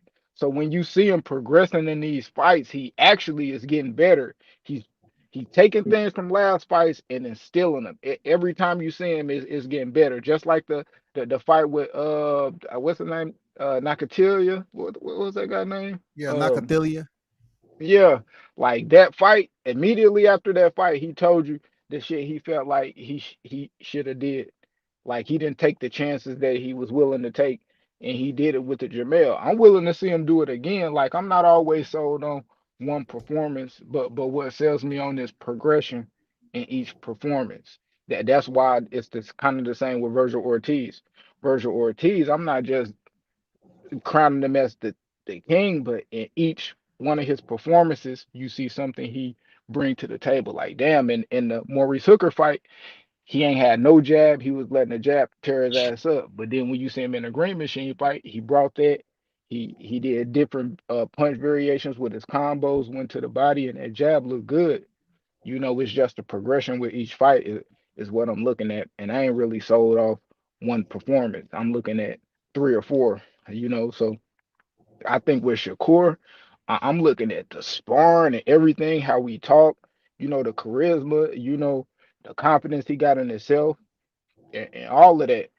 And I really think like Shakur is gonna be one of them guys. I ain't saying he's gonna be out here knocking everybody out, but he gonna get real quality wins over a lot of these guys that he can get in the ring with. I really don't see nobody beating him. The hardest fight is probably Tank. Like to be honest, if they ever can make that happen. But anybody else that's 130, 135, I think he can beat him. Devin, all of them. It's one thing to make those adjustments in the next fight, but your ass nigga, you gotta make them adjustments in the fight. That's what I'm looking for Shakur. Don't tell us afterwards why you were reluctant to do this or why you did this and you're gonna improve on it. That's great. That's amazing. But if you want to be who you want to be, who we think Shakur wants to be, who he's telling us he want to be and who he's gonna be, he got to do that shit in the fight. Shit, he ain't even got 20 fights yet.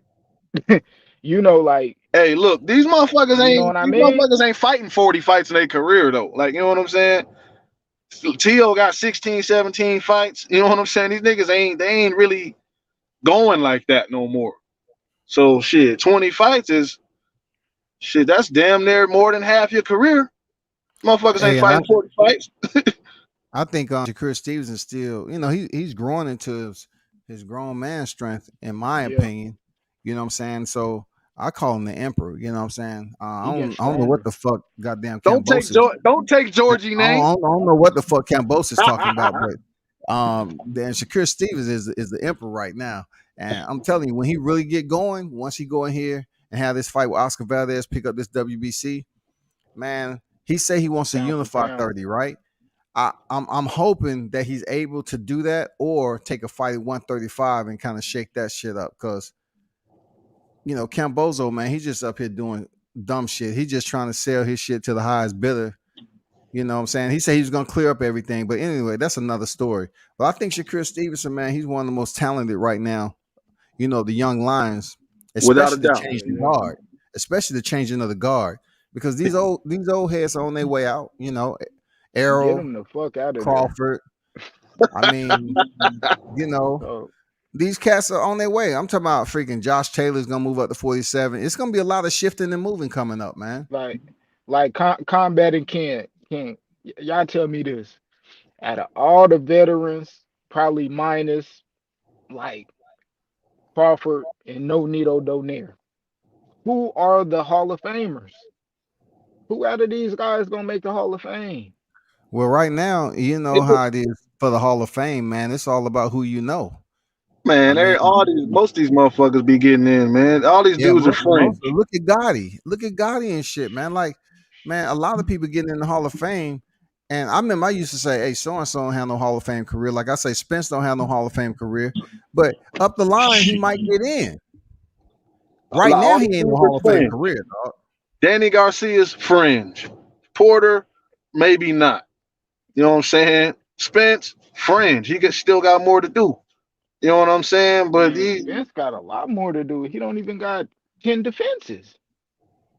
what the Correct. fuck? What you mean you don't even got 10 defenses? 10 No, defenses is I a lot. mean The no, fuck? not even in just one weight class. I mean in that or going up to another one or like I don't even like Yeah, these they're guys don't trying to don't compare him to don't even Marvelous give you Act. the sense that they even gonna be moving up in weight classes. Like Crawford done he 3 weight classes in. These guys is in one weight class.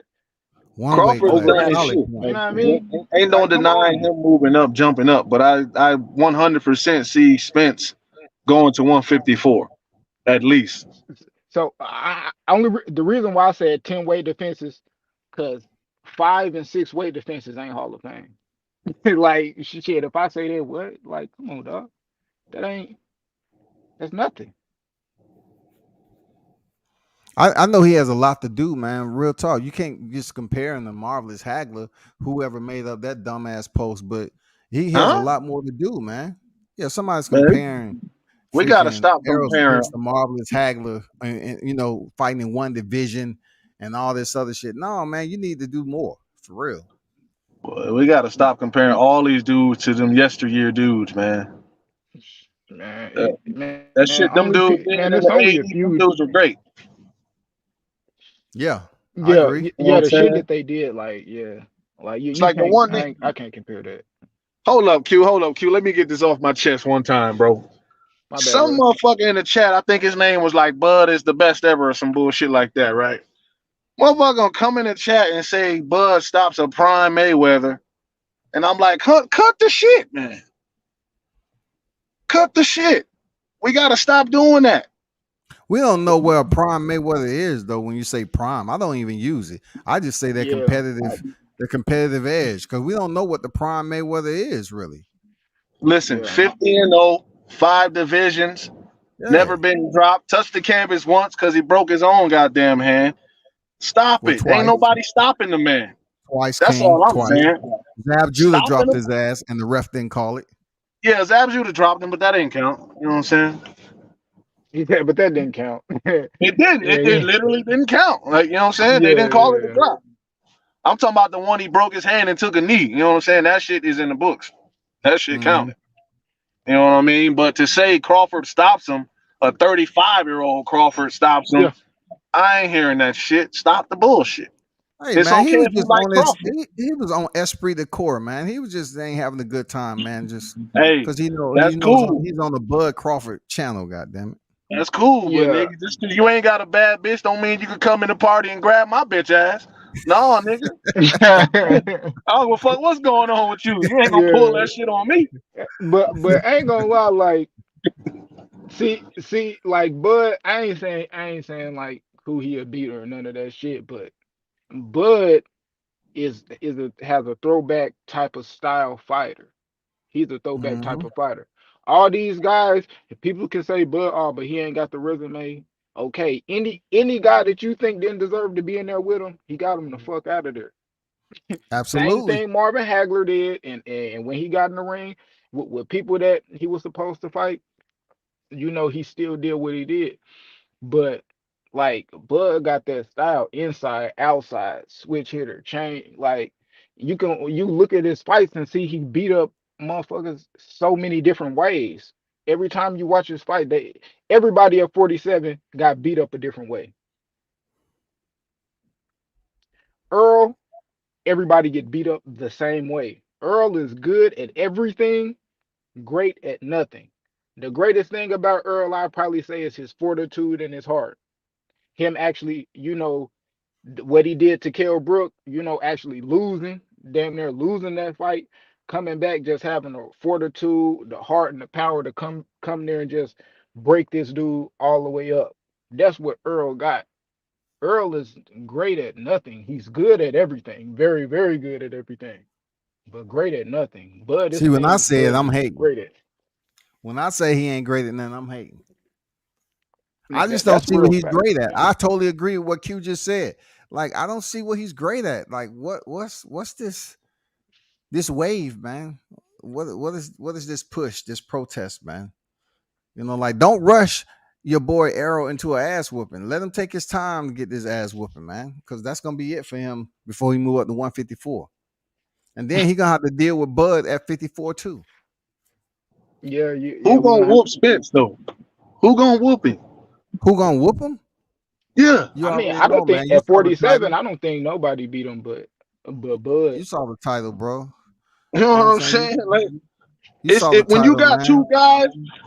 two guys like Bud this, gonna step on him, dog. Bud gonna step all over Spence, dog. they the only two that can beat each other. No, they You know the what I'm only saying? two that can I step in I the mean ring that people want to I see. got But Spence. I got Spence. I put money on Spence because of the style. I think his style will probably What style? outpoint a Crawford in a boxing match round by coming straight round. They'll forward, probably give him probably a 7-5 to coming Spence straight because forward, of the coming style. straight Yeah, forward. yeah. Just Spence coming straight Spence is forward. like a Spence is like an athletic Mexican style. He just He comes he straight like forward. He get hit. He want to return and and get it back real quick.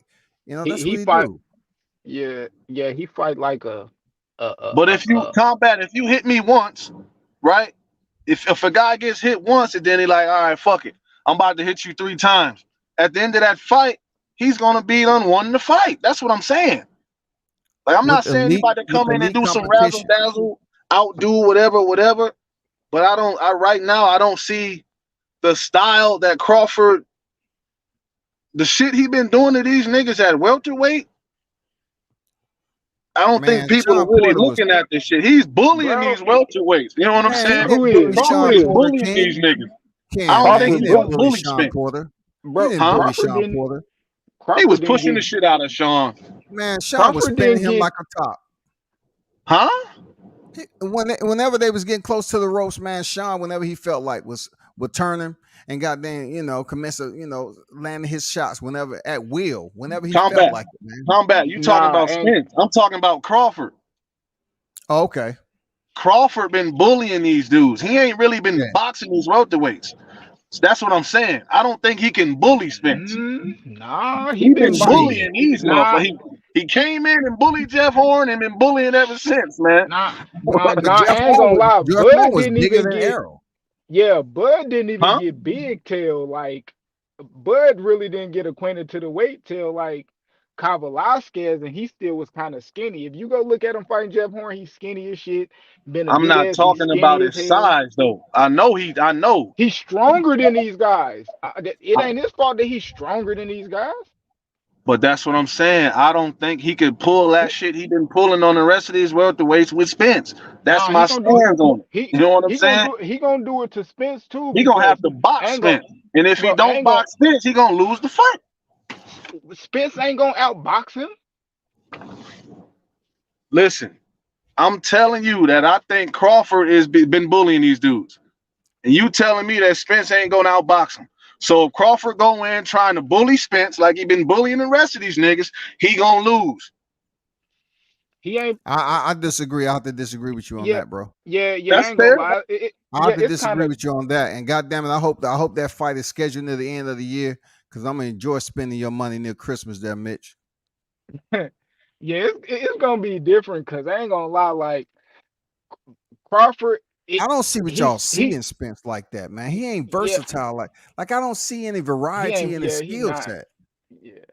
I ain't gonna lie. Like and that's kind of like what it is, bro. I ain't gonna lie because you, people can only tell me one way Spence is gonna be able to beat this guy. It's like three or Exactly, four one way, different man. ways Crawford can get him. Like even inside fighting, Spence not a better inside fighter.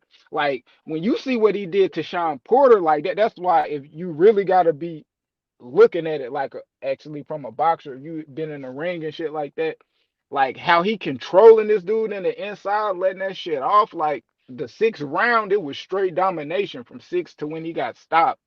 Like the footwork, all the spinning them went like it was crazy. Even in the Velasquez, like he actually beat dude like Earl lied about it. When Earl say he fought Sean, how he ended up fighting Sean fight because he had to.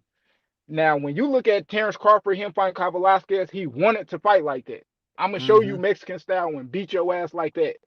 But then when you go to actually Kell Brook, you know what I mean? Like, bro, I ain't even really get to start what the fuck I was gonna do before I got you the fuck out of here. You know what I mean? Sean Porter, like, bro, he just put on an onslaught of boxing. Like, that was straight boxing. Yeah, he showed that Sean Porter not stronger than him, but Earl not stronger than him. This dude actually deadlifting 550 pounds, dog. I doubt that Earl Spence doing that. 550 deadlift? That's crazy. This dude Crazy. 147, bro. That's crazy. I know Earl not doing that shit. 500-pound deadlift, man. That's What's up, fellas? crazy. Sir Senior on deck and Young Billion. What's up, man? Yes, yes, sir. I just got to talk to my boy Q, man. Q was laying it on thick right there, man. I don't know if Bud has more skills and Bud is more versatile than EJ, but I wouldn't say Bud is a better inside fighter than EJ. I can't say that. Um, Bruh. I think EJ might. YB. Nah, Q, you wrong on that one, big bro. I'm He's not telling better you. on the inside. He's not better on the inside.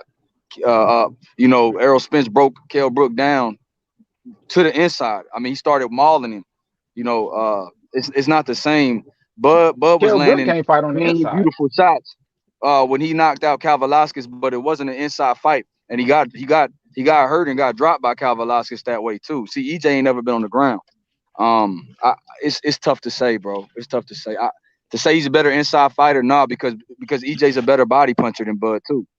I can't say that, bro. I can't say that. Nah. Because who is he stopping with body punches though? That's my question. Who is Errol Spence stopping? Who is He didn't Bud stop stopping with Sean body Porter. punches besides Look, Ndongo? he didn't stop Sean Porter, Danny Garcia, Mikey Garcia. And I Who else? I mean, who is he stopping, man?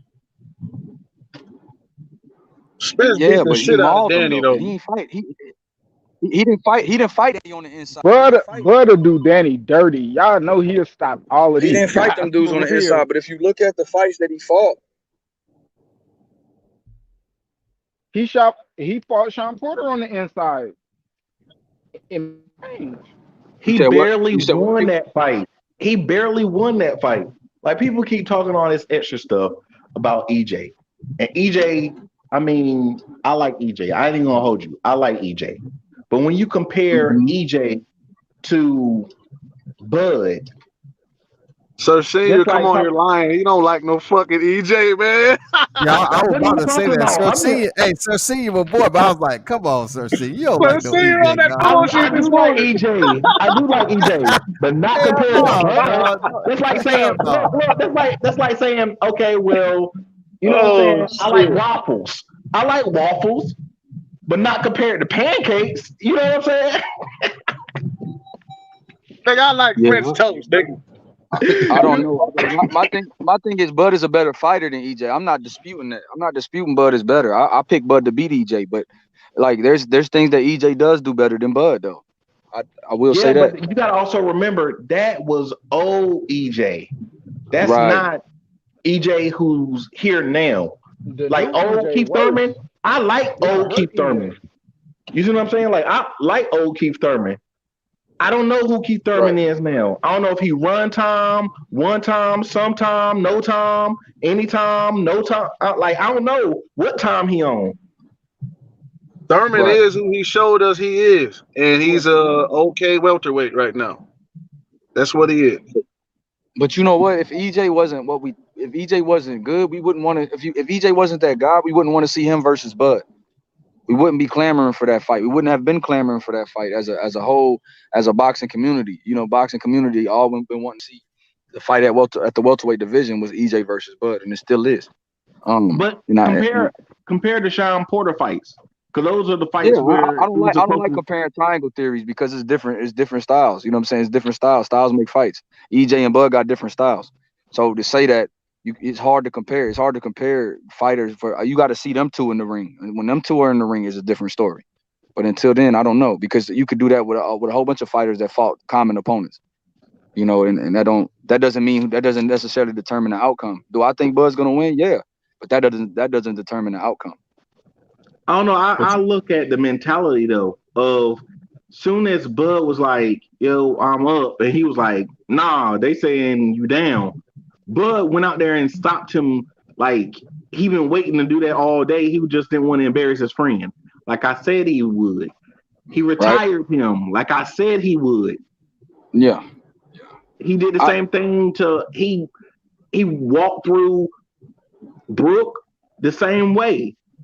Like so everybody was saying, well, oh, well, this is gonna be his toughest fight. Every fight Bud fight, they say his toughest fight. Now he finally fought somebody, and then Hey, after he beat him, Sir Senior. they go I don't, to I it. don't, I don't mean to cut you off, bro. But ain't nobody. Listen, I know people might have said that bullshit about Kell Brook, but get the fuck out of here, bro. Nobody thought Kell Brook was gonna be shit. All he was the best name that Crawford had fought to that point. Kell Brook wasn't shit at that point. It might have been some Spence fans out there saying that shit just to fuck with y'all. You know what I'm saying? But hell no. Brook was over with, bro. He been over with. He probably about to lose to Amir Khan. That's what I was about to ask you. I was like, so you think Amir Khan gonna beat Kell Brook? I don't know. I don't give a fuck about that fight, but I really don't know. You know what I'm saying? Because I can see Brook, I can see Khan with that speed getting off. But Khan gonna do what Khan do, and he gonna get caught. The question is, can Brook catch him good enough to put him down a few times? I don't know. You know, that 1-2 probably will get through on Khan. But I don't think that 1-2 is super strong to the point where he just gonna knock him the fuck out. You know what I'm saying? So I don't know. You know what I mean? But I don't give a fuck about that fight. They both they who the fuck cares about them dudes? I mean, I want to see Thurman fight the winner because that's the washed up bracket. Damn.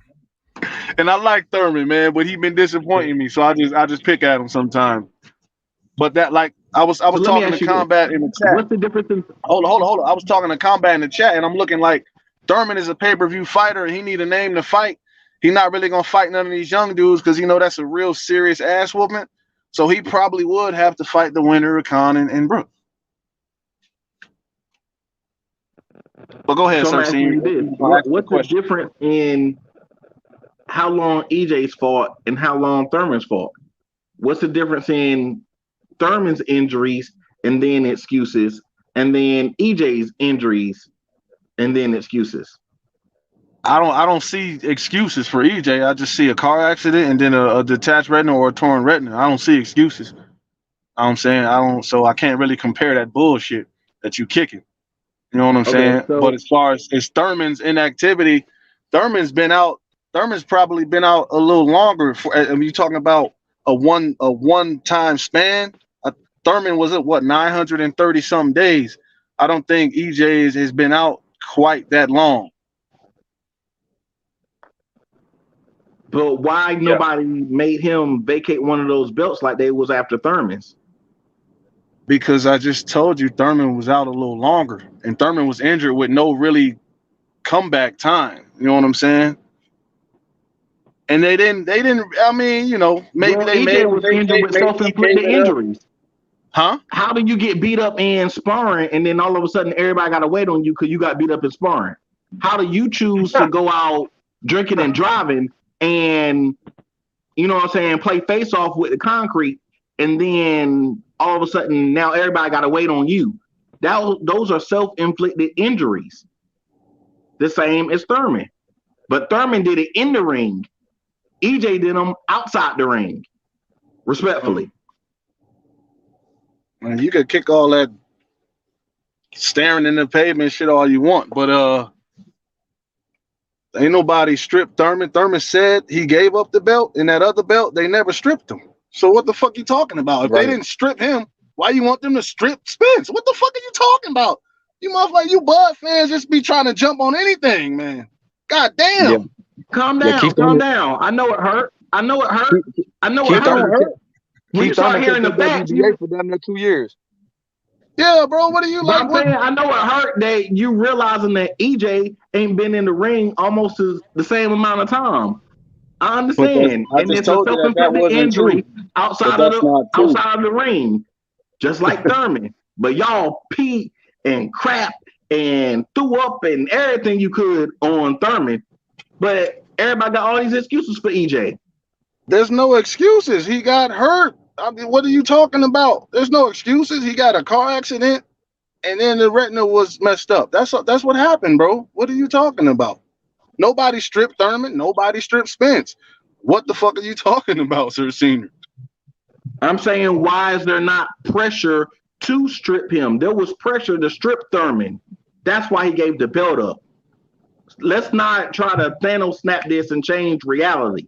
Very simply, there was pressure on him because he'd been out. Oh, well, we need to talk about stripping him and all this other kind of stuff.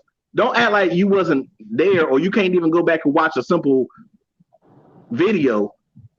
It ain't no real research you got to do. Just do a simple Google search. You'll see he had crazy pressure for him to give up that belt. He did. There's been no pressure, no talk for EJ to give up the belt. Why should there be if the man is fighting? I don't understand what the. Who is he fighting but his conscience? Who is he fought? He Because fought y'all on Bud just won in November. Y'all already asking who he gonna fight, when he gonna fight, So who he gonna fight, when he gonna fight, who he gonna fight, when he gonna fight. But I didn't ask you a motherfucking thing about Bud fighting. I didn't ask you about Bud fighting. So now you're talking about other people. I didn't ask you that. Bud ain't scheduled to fight, and I ain't asked you about no Bud fans, King. I think when you said Bud fans, I think he's encompassing what you said about Bud fans saying this, that, and the other. So you all is more so, it's the YTC language. You know what I'm saying? I mean, I didn't say shit about Bud fans and the Arrow fans. You know what I'm saying? When I'm talking about Bud fans and I'm speaking to Sir Senior, I'm talking about him because he's a Bud fan, and I'm talking about him. I'm talking to him. You know what I'm saying? But we talking about why didn't he get stripped or why didn't he get stripped, and then he started talking to me about some shit about Crawford. I don't know. We was never talking about when Crawford's gonna fight. He just fought Porter, and he's not scheduled to fight nobody. And it was a lot of people there, King. It was a lot of people talking about who he gonna fight next. Why he just sitting there? He need a fight. Fight Boots Ennis. Fight this person. He just got out the ring in November. I'm not one of them people. You know what I'm saying? I want to see them all fight everybody, but I'm not one of them No, I people. never But heard you you know, say it in it. I never heard you that's say the it in the chat. that's the thing we do on this YouTube. You know, soon as a nigga win a fight, yo, who you gonna fight next? You know what I'm saying? That's just that happens. But Sir Senior acting like I was putting pressure on Bud to hop in a ring with somebody. That's never been the case with me. Man, Me personally, I want him. I don't want him to fight. I want him to just fight the winner of Spence and Ugas. Ugas. That's what Me I too. want. Me too. You know what I'm saying? Me So too. we can talk That's the about fight that what needs to I'm be looking seen. to do. That's what I want. I don't want to see him whoop Thurman for no fucking reason. But if you Mm-mm. want to get a check, that's cool. But Mm. I don't even want to see that. Right. I just want him to wait for the Spence and Ugas winner. You know what I'm saying? So when it comes, you can't come in here kicking that. What y'all been doing? I ain't with none of that shit. You can ask me a question and I'll answer it, but you're not gonna put all this other bullshit on me. You know what I'm saying? I've seen Sir Senior around. I know he got Bud as avatar. I know what time it is with him. So when I say Bud fans, yeah, I'm Facts, I talking about changed two my avatar motherfuckers. to Bud as soon as I come in against EJ Friends. That's what I do. I ain't gonna hold you. I change it straight to Bud. So That's cool. I know you. I'll be over on Mark Nash too. You know what I'm saying? I see you around. You heard? You know what I'm saying? But when we talking this shit, I gotta stick to what I'm talking about, not to what nobody else. Because I know there's super fans on both sides, and it get pretty nasty. You know what I'm saying? but man, I mean, Since you say you only speak for yourself, then what do you see that EJ do that makes you feel that he has a good chance or a direct chance against Bud? What does he do that Bud cannot outdo? It's not so much as what he does, but it's more about his style. You know what I'm saying? It's more about his style and the style that Crawford has been fighting at welterweight. I feel like a lot of people give credit to Crawford for the shit he was doing. Like when people say these skills and stuff, I think I heard you earlier. You mentioned like the skills and the stuff that he possesses, but he hasn't really been displaying all of those skills as far as the leg work and as far as the movement that he did a little earlier in his career.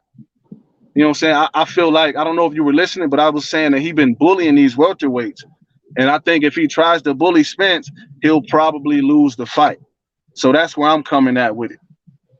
You know what I'm saying? Spence does a lot of things well. Crawford does a lot of things well. I like Crawford's his punch placement is a little better. He a little more precise with his shit, and that's why he been stopping these dudes because he been hitting motherfuckers on the button. You know what I'm saying? And when he counter your shit, it's gonna be a good strong shot. And Crawford is a strong dude. You know what I'm saying? He's proven that, and he's getting stronger, which is good for him. But the style that he's fighting with at welterweight, I can't see him bullying and beating Spence down like he's doing the rest of these dudes.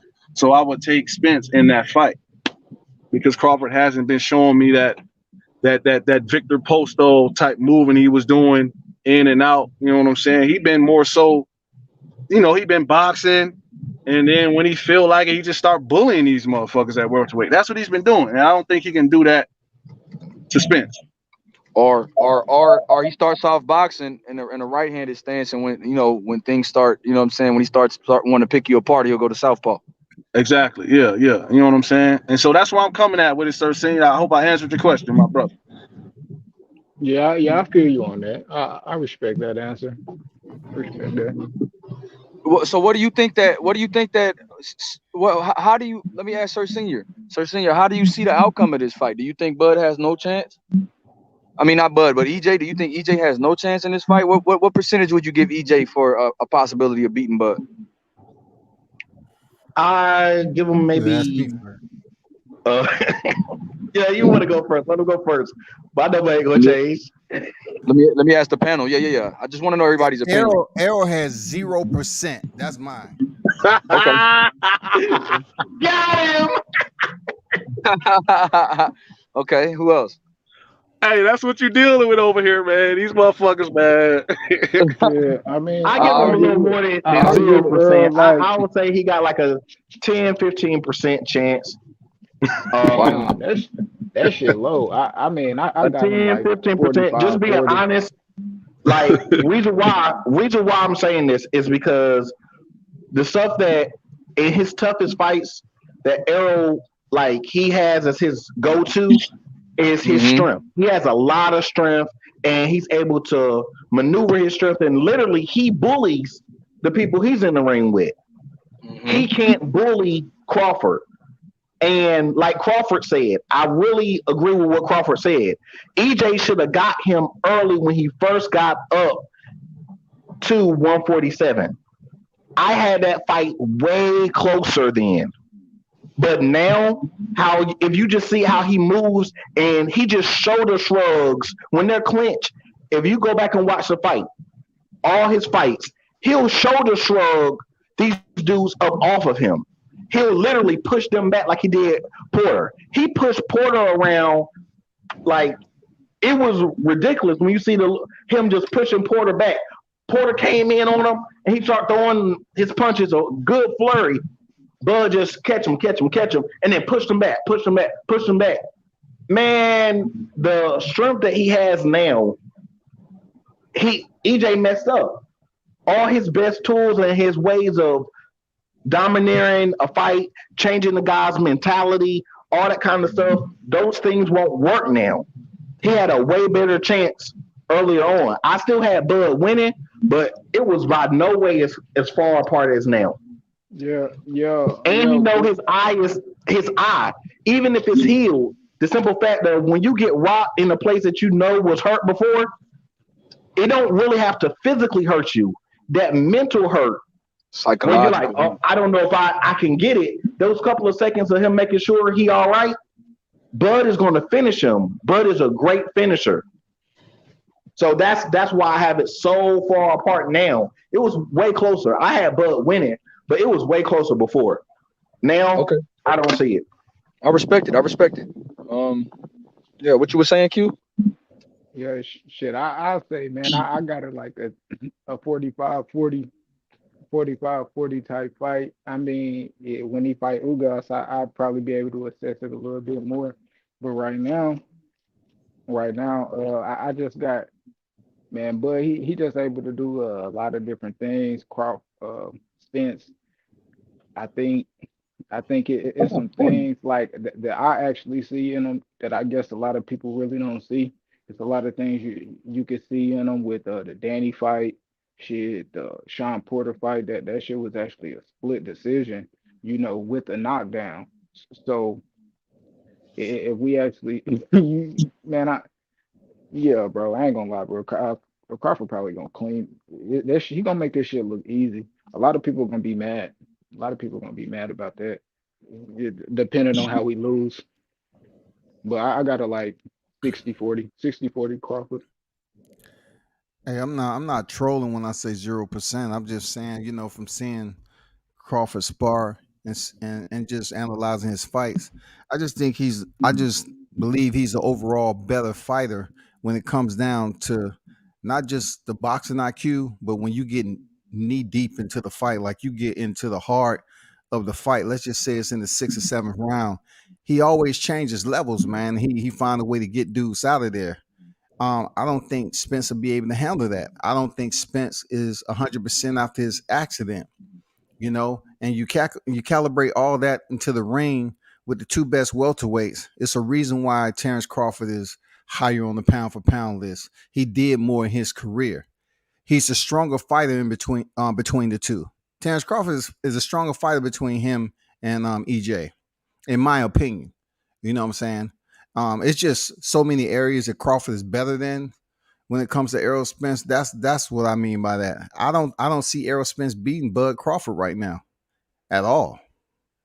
I think it's good for YouTube to speak on, but besides that, how Crawford handles himself outside the ring, how he treats the sport, how he don't drink, and he treats the sport the way it's supposed to with discipline. I think that's gonna always be one of the variables that supersedes Errol Spence. You know what I'm saying? Instead of having all these large draining weight cuts and all this other shit he trying to do over there, that's just what I see, man. And I don't know if y'all read that tag, but Robert Easter been shot 3 times in a robbery. It's all over the news right now. Yeah, I just saw that in the chat. I was waiting for you to finish. That shit crazy, bro. Yeah, Robert Easter, he was shot 3 times in attempted robbery. I mean, I've been reading the shit, and thanks for Showtime for dropping that nugget. You know what I'm saying, over here in the live chat, man. But Showtime hopefully he's Shaw, what okay. up? I hope he's okay. So that's real? I thought that was fake when I saw that. No, that's real, bro. That's all over the news. Oh, I've snap. been reading the shit when y'all was talking. I just been reading different. When he dropped it, I went over there and started reading some stuff. I was like, okay, damn. I hope he's all right. Oh yeah, no doubt, no doubt. Damn. It just takes me back to the Young Dolph situation, but I know it's 2 different situations anyway. Damn. But yeah, that's my take on it, fellas. You know what I'm saying? I mean, I'm not a Spence hater. I'm not a supporter either.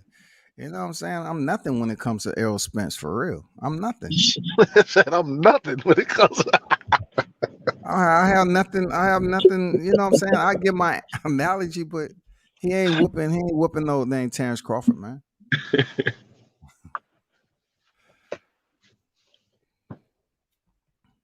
What you think, I mean, homie? The homie honestly, I was asking the question. What you think?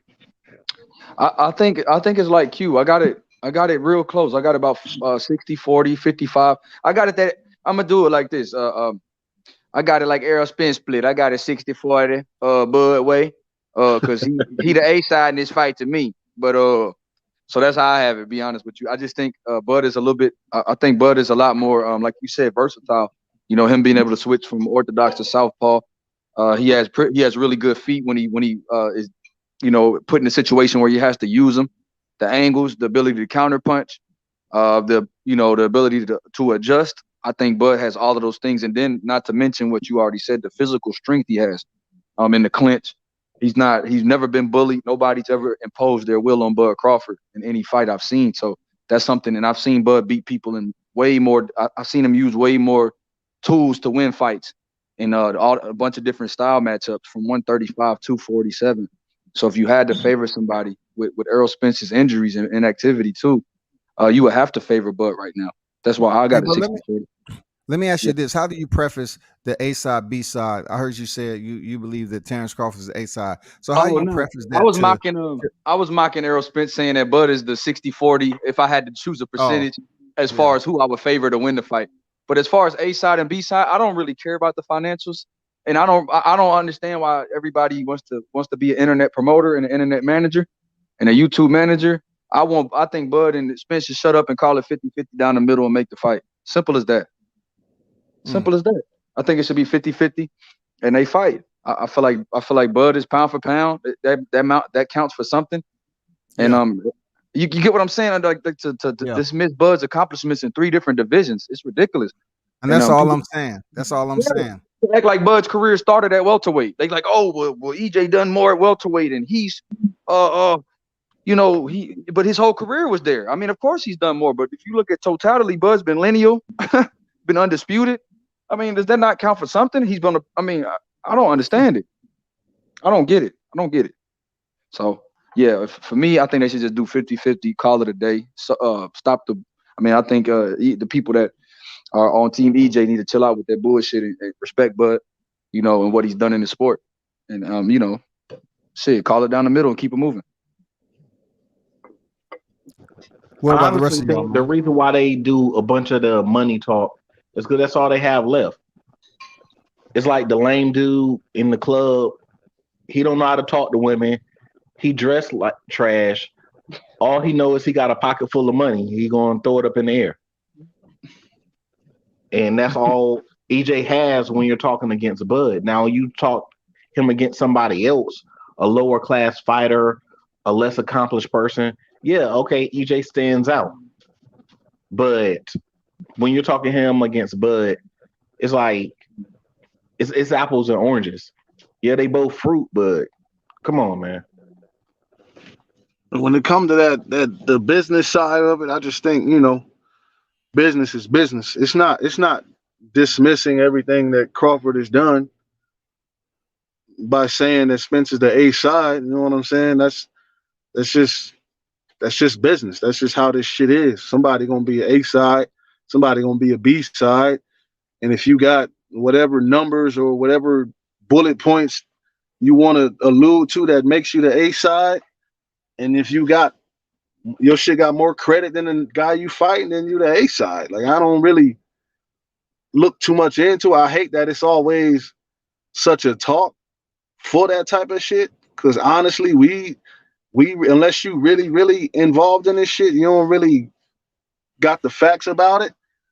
But I think the common perception is that Spence has done more business, better business, so he would be the A side of the fight. I'm not mad at him for saying I'm the A side, especially if he's just saying 60-40. I know he antagonizes him and say 70-30, 80-20. And I know a lot of the Spence fans are looking at some of the numbers like, well, it's a 70-30 fight and all of this stuff. You know what I'm saying? I think it could get made at 60-40. I think Crawford will take the 60-40. You know what I'm saying? When it comes down to it, especially if this Ugas fight is had and it makes big numbers and stuff, but I don't really think that's an argument we should be having. But just for the question, I think I know Spence is the A side, but you know what I mean, that shit don't matter as much. But for what it's worth, I think he is the A side. He's done the more numbers and the better numbers, the better business.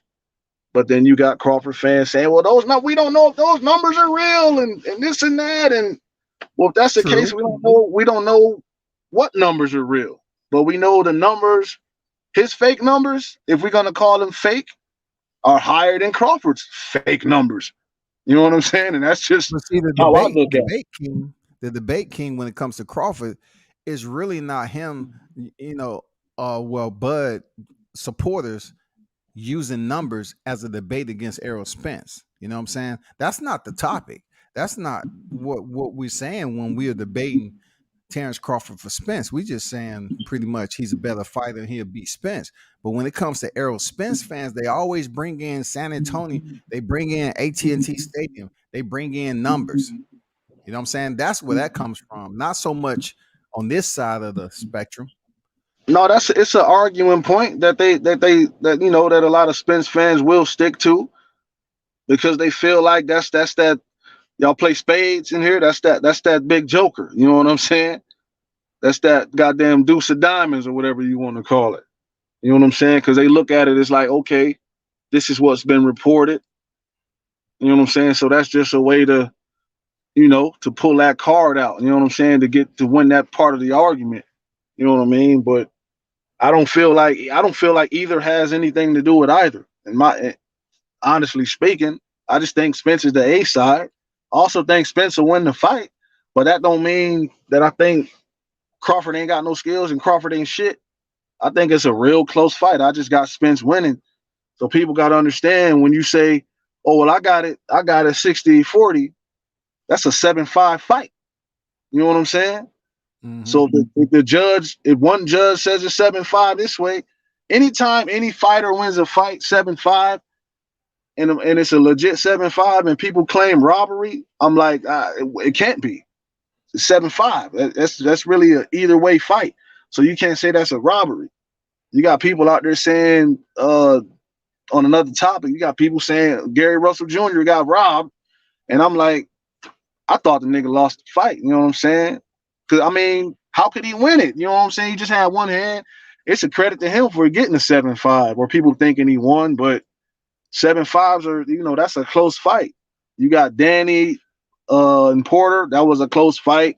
So I don't think anybody got robbed. You got Thurman, Porter. I don't think anyone was robbed. You feel what I'm saying?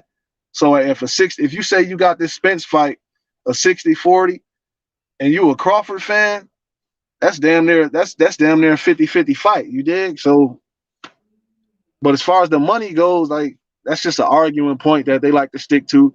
The same way Sir Senior every time he talking, he gonna say, motherfucker driving drunk. You know what I'm saying? He always gonna bring that shit up. You know what I'm saying? Ain't no argument against it. It happened. He flew out that goddamn car, and the nigga came back. So credit to him for bouncing back. You know what I'm saying? But Sir Senior can always pull that out in a certain person. I do that. I do that. You know what I'm saying? Yeah, I do that honestly because I really don't like the fact when people say, well, you gotta also add what they do outside the ring. And the fact that he told so many people that they were lying and they don't know him, and then he turned around and then get in a car crash where he was driving drunk and speeding. And then the fact that you're driving drunk and speeding when you don't need to do that. He's rich, he's known, he has popularity. If he wanted to race, he could race. He could shut down almost anywhere, and they would race probably for free just to be able to say they did it for EJ. If he wanted to get home real quick, he could have half a dozen people break their neck in their own car to drive him wherever he needed to go. Some things are unnecessary. And for him to put himself and whoever would have been on that road life in jeopardy, that's the problem I have with it. And then for him to act so cavalier, like he's R. Kelly walking out of, the trial, talking about he the king of hip hop and R&B, that's why he got off. Like that type of energy, I don't like that. Where you think just because you're famous, you should be able to do whatever you want, no matter who it hurts, including yourself. I gotta see. I hear Senior mention that a lot, right? And I don't have a problem with the reason being because I still have the tweet where Errol Spence sent out when it initially happened. He said, "No broken bones. I'm a savage." That's not a guy who really gave a damn about what he just did. He didn't understand it. He said, "No broken bones. I'm a savage, man." Look it up. I know some people out here, but I'm saw the tweet. To pull that out. I saw the tweet. Pull that out when they fight. But you can interpret that whatever way, you know what I'm saying? You interpreted it that way. Some people will interpret it a different way. You know what I'm saying? Like, it's the whole entire point where you have a fan base that was supporting you. You know what I'm saying? That's really sticking by your side after one of the biggest fights of your career in Sean Porter. And you go out here intoxicated and damn near kill yourself. So Errol Spence aholics shouldn't get upset when the conversation arises that he had an accident and he was intoxicated. And then just like Senior just said, he comes up out of there and say, you know what, I'm good. I got my money. I got off, whatever the case. He's still fucked up. I don't think he's the same fighter. I do think he has soft tissue and other neurological problems that may, show up in the fight. But I'm not a doctor. That's just my opinion on it. I mean, you can't. I ain't gonna sit in this motherfucker and defend the accident or whatever happened with that shit or whatever the circumstances were. You can't really defend that. You know what I'm saying? The facts of it is, what nobody else hurt. He hurt himself. Probably damaged a little bit of city property. You know what I'm saying? But shit, and that's that. That's what that was. But I'm not mad at the motherfucker for saying no broken bones. I'm a savage because we all done been hit. We all done fell down. Combat, you always talk about them goddamn motorcycles you used to be fucking around on. And I'm sure you got up a few times and was like, man, I'm lucky as a motherfucker. I'm a bad motherfucker for surviving that shit. You know what I'm saying?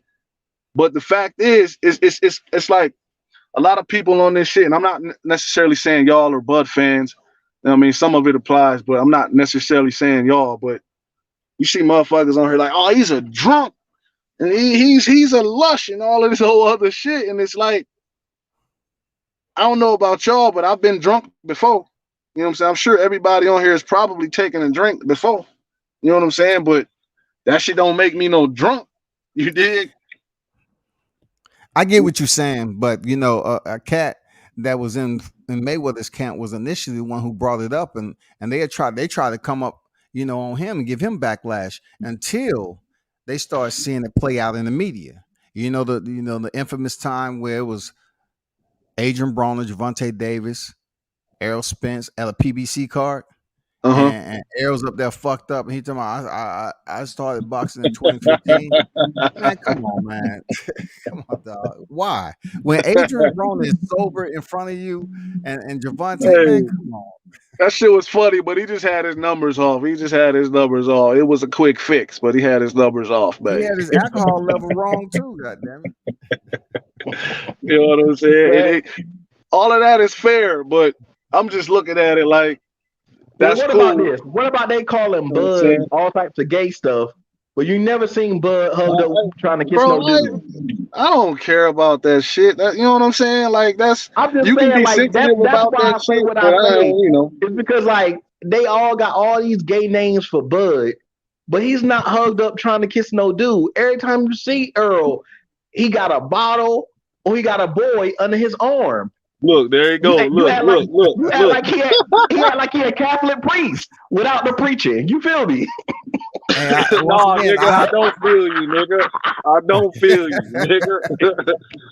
But you know what I'm saying? But that's the problem with this shit. It's all like it's a bunch of contrarian shit.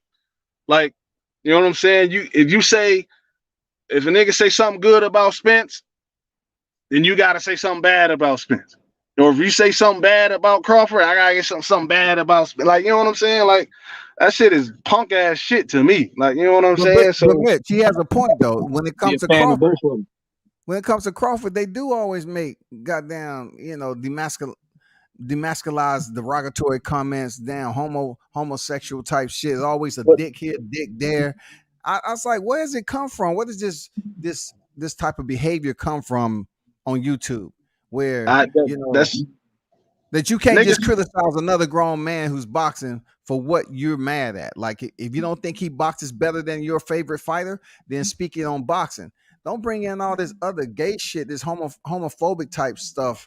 You know what I'm saying? Mention dick all the time. It seems like these cats, some of them, they don't talk about women at all. They don't exist, bro. But people get to talking and they get to talking. You know what I'm saying? I ain't really into it. I You know don't what I'm talk like saying? that, dog. I don't talk No, like that, no, Mitch. you don't. And 'cause I've been around you and shit. But at the same time, it ain't. You a Crawford fan, so you would see how they're derogatory towards Crawford. You know what I'm saying? A Spence fan is going to see the same thing. Like I said, Sir Senior is the prime example because he's in here, so I can use him as an example. He's the only one that was talking about the man keep a boy under him and the man keep a bottle. Ain't nobody else talking no dumb shit like that. But Sir Senior's popping his shit. You know what I'm saying? That's where we at with it. That's like people do that on that side and people do that on this side. I don't like none of it because it's all chump shit. But I can't tell nobody what to say or how to feel, how they feel, or if they want to crack jokes on how they want to crack. You know what I'm saying? Because for one, he did have the accident and he did appear in public drunk once or twice. You know what I'm saying? Does that make him drunk? I don't think so. But at the same time, you got him appearing out here, intoxicated once, and then you got the crash. You know what I'm saying? So, and you also got the little whatever the meme with him and his boy Yellow Beezy playing around and shit. So that's out there. So I understand the humor of it all, but I don't, do I think the man is gay? I don't, but I don't know, and I don't give a fuck. You know what I'm saying? That ain't none of my business. You dig? But people pick certain points to make fun of. So when you call this man a gay slur and all that shit, that's cool. But then you can't bitch and moan when they say some crazy shit about top ranked Toby or some bullshit like that. Like it worked both ways. You know what I'm saying? They have their reasons and their evidence of why they would want to allude to some bullshit like that about Bud and his relationship and dealings with Bob in the past. You know what I'm saying? And then you got other people with they evidence and stuff of why they would say crazy shit about Spence. Like it ain't just one side. You know what I'm saying? Crawford fans would be like, niggas always talking this shit and this and that. And then you got Spence fans, why you bitch ass niggas talking this shit? Everybody talking their shit. You know what I'm saying? People do it differently. People troll. And some niggas is just straight chumps on the internet to begin with. So, that's just where we at with it. I don't like how polarizing this shit is because it's two black dudes, but we it's super divided with these motherfuckers. It's crazy. You know what I'm saying? I don't like that shit. But at the same time, I'm hoping whenever this fight happens, it shows up in the numbers, and it's a big fight because the boxing world agrees that it's a big fight. But the suits don't give a fuck about boxing fans. They just care about casual shit. And that's why we ain't had this fight yet. Because I don't think the suits really understand how much of a big business this fight Can't be. They don't believe in it. Either side. You know what I'm saying? Yeah, Shit, yeah. the top ranked Toby shit. That's quite different. That was before the Yellow Beezy video came out, you know, and that was pushed by our own people. That was pushed by a lot of black channels on YouTube. I have no idea because there's plenty of black fighters that signed the top rank, of course, but they pushed that narrative to once again, you know, put Bud in the like he was unintelligent. You know what I'm saying? Top rank Toby. You just a slave working for the white man.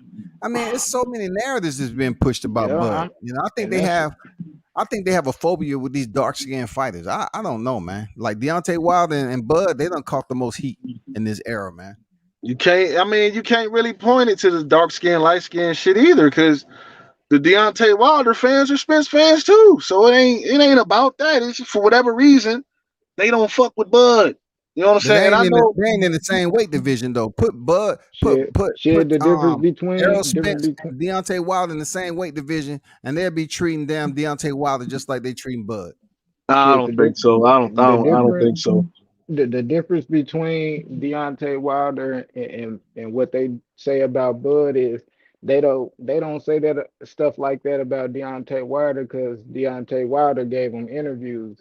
See, now it be certain people who talk bad about Bud because Bud ain't give no interview or no shit like that. So now you got to shit on them. Oh, we made you this and we doing this and like come on, y'all. Really, anything outside of what happened in a fight is is really some weirdo shit. You know, me Yeah. personally. It's You it's know, all bullshit. You know what I'm saying?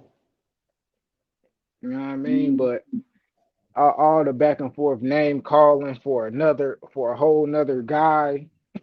I think niggas got to chill out. That's like you seeing somebody getting roasted and somebody start laughing. What you laughing at? You start talking about this nigga like, man, if you don't get that weird ass shit on somewhere, I can't laugh now. Like, nigga, you don't know. Shit, so these guys got agendas and shit, and certain things that they want to push when the bottom line is just the fight. The fight probably could have been happened. You know, things happened to Earl that I feel probably could just slow down the division. With him having the belts and getting injured 2 times, to actually slow down the division when you got people that's in those sanctioning bodies who willing to fight for mandatory spots and title eliminators and stuff like that. So now that Earl actually coming back and getting active, I think hopefully we can hurry up and get something going on. If not, then we just got to start calling a spade a spade. Somebody's scared to fight. Because if anything, after Earl unify with Ugas, if that's gonna happen, and he's saying anybody name but Terrence Crawford, we gotta call it. We gotta call it what it is. Straight down the line, Terrence Crawford is getting avoided. You know what I mean? And it, and with all that tough talk and this trying to belittle a nigga because how much they get paid. You calling somebody uh, top ranked Toby shit that really don't make sense because it ain't like he getting $5 to get paid. This nigga getting 5 million, millions of dollars. He getting paid more than everybody. Yep. So that don't even make sense. Trying to talk to somebody like that, even like that. So these guys better step it up. Only name I want to hear Spence saying is not Ugas, it's Terrence Crawford. And I don't want to hear no other excuse behind it. There's no other excuse from that. I don't want to hear shit. I just want them to make the fucking fight. And We've I been hearing, promise, we done heard everything we could hear at this point. I promise we did. You know what Yeah. I'm saying? So if if if uh if the Ugas fights happen and Spence wins, I don't expect him to do anything except attempt to make the fight with Crawford. You know what I'm Yeah. saying? And if Yeah. Don't even hopefully the business works out. But if the fact. business don't work out, then what we gonna say then? Oh, Crawford didn't accept the offer. He ducking, Nah, or oh Spence lowballed him, so he ducking. nah. You No, know what I'm I think saying? I, Like I think I think we shouldn't even know. Like that's the thing. Only thing we need to know is, oh shit, they about to fight then. Don't be putting shit in the public. Oh, we about to sit at the table. I said 50-50, this and that. We don't to be honest, if I'm one of the fighters, I'm gonna put in a contract a non-disclosure. You can't even talk about this shit. Don't say shit about no business that I'm doing. If the commission released the numbers, then whatever they can do it, but you bet not. You know what I mean, we gonna get in here and fight. That's all I want to hear you say. We selling a fight like that. Don't be trying to. Oh, I'm trying to. We gonna fight, and even though I lose, I got paid more money than you, nigga. I don't give a fuck. But the problem with a non-disclosure is you can say what the fuck you want until you sign the motherfucker. You know what I'm saying? So it's Shit, it's a just nigga that's can. just and you know how these YouTube streets are, man. It's gonna be tit for tat, black for black, Yeah, whatever. that's how they do. But Like, and you sound like me on the side. Like I'm a Bud fan, but I don't get into all that extra shit. It's just fighting. Like you a Spence fan, but it ain't all that extra shit. It's just the fight. You know what I mean? yeah, I'm a boxing fan. I just happen to think Yeah. if these two motherfuckers fight right now, I think Spence will probably edge him out. You know what I'm saying? Yeah. It's a hell of a fight. It's a hell of a fight. I wish we could have got it 2 years ago. You know what I'm saying? But I've been around boxing. I know how this shit go. So when we get the fight, we get it, and I'm happy with getting the fight. I don't Yeah. want to hear that. Oh, Crawford got old, or Spence was injured. I ain't hearing none of that shit. We gonna have Yeah. the fight, Yeah. and whoever win this motherfucker is the motherfucker. That's how Right. it go.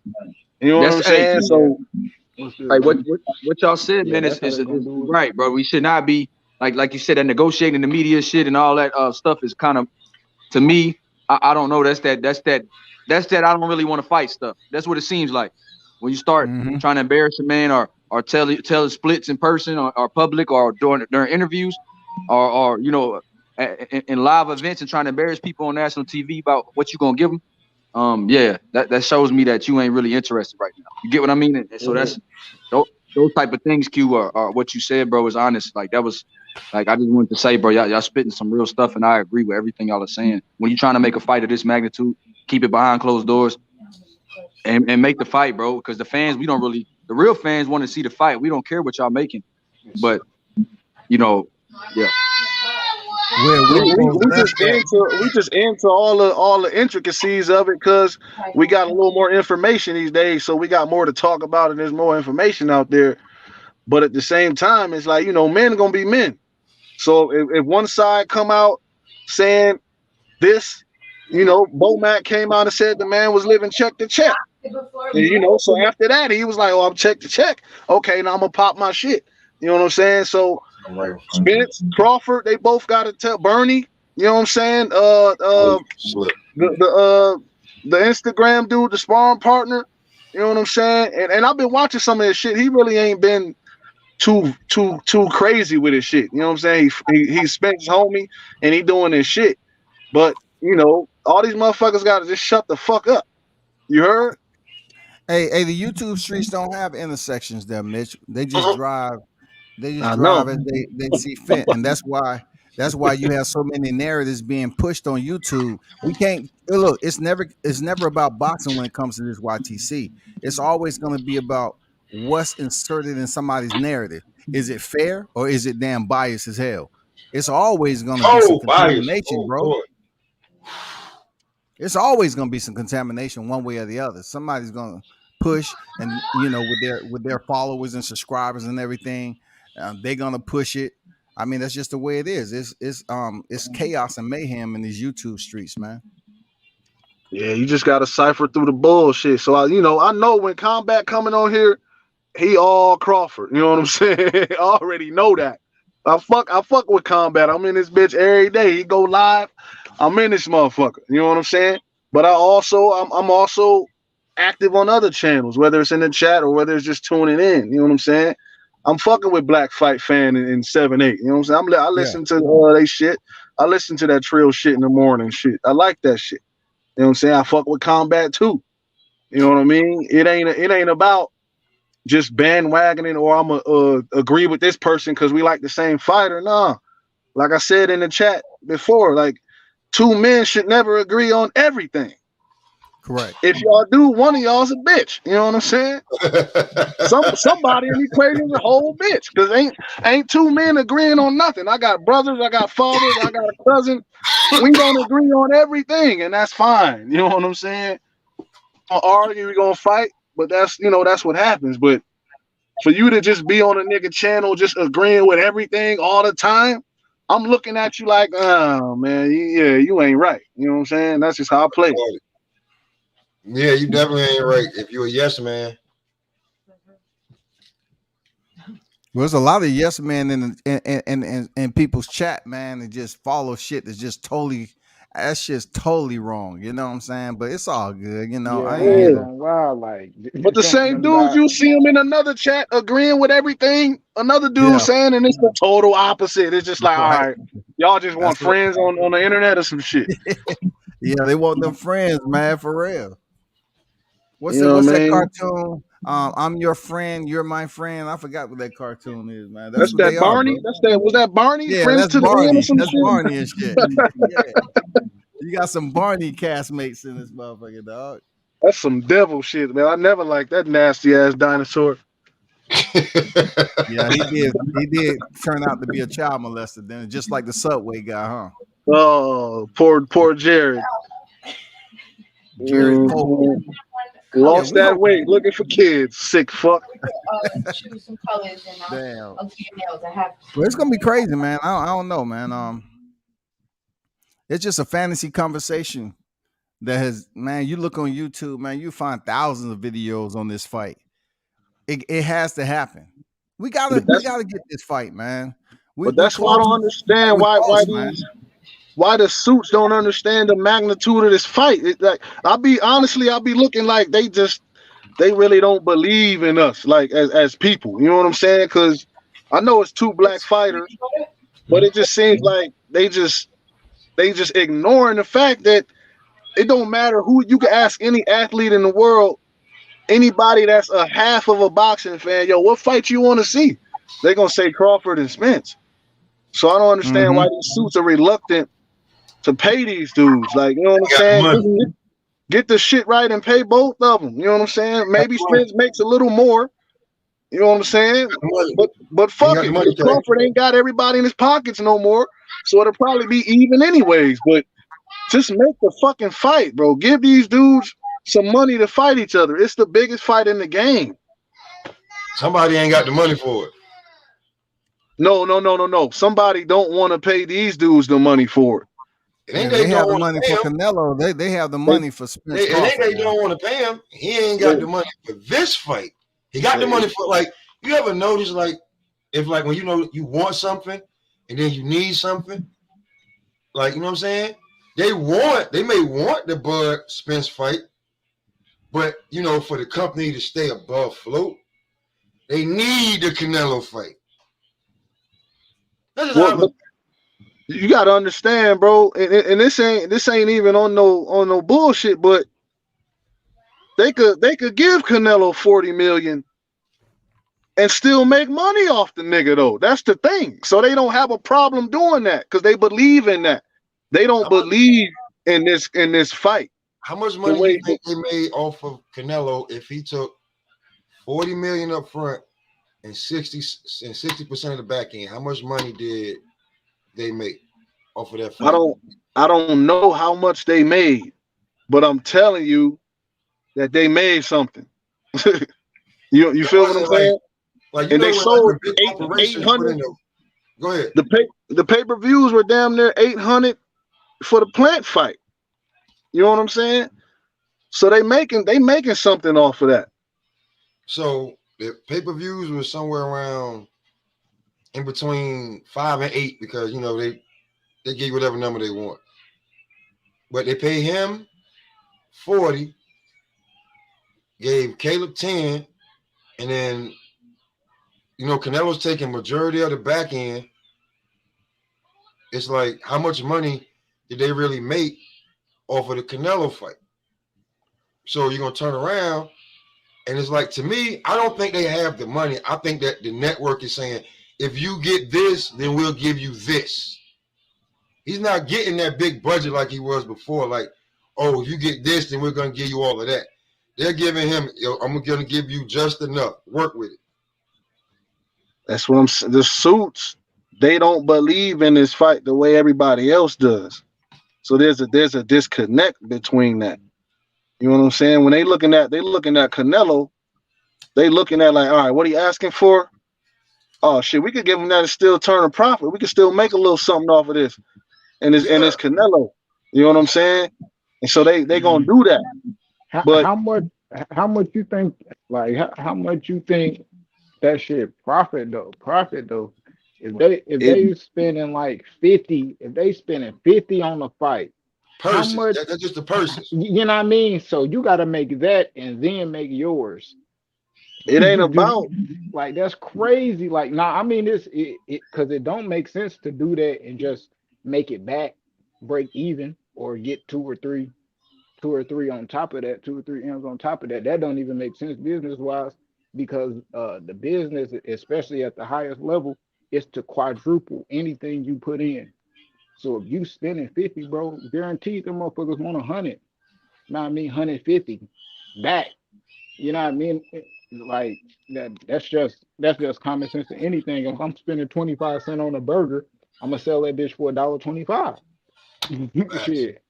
You know what I mean? And that's how it is. So they can't sit there and tell me them that guy fight is just making them that much profit on top of what they're spending. Hell no.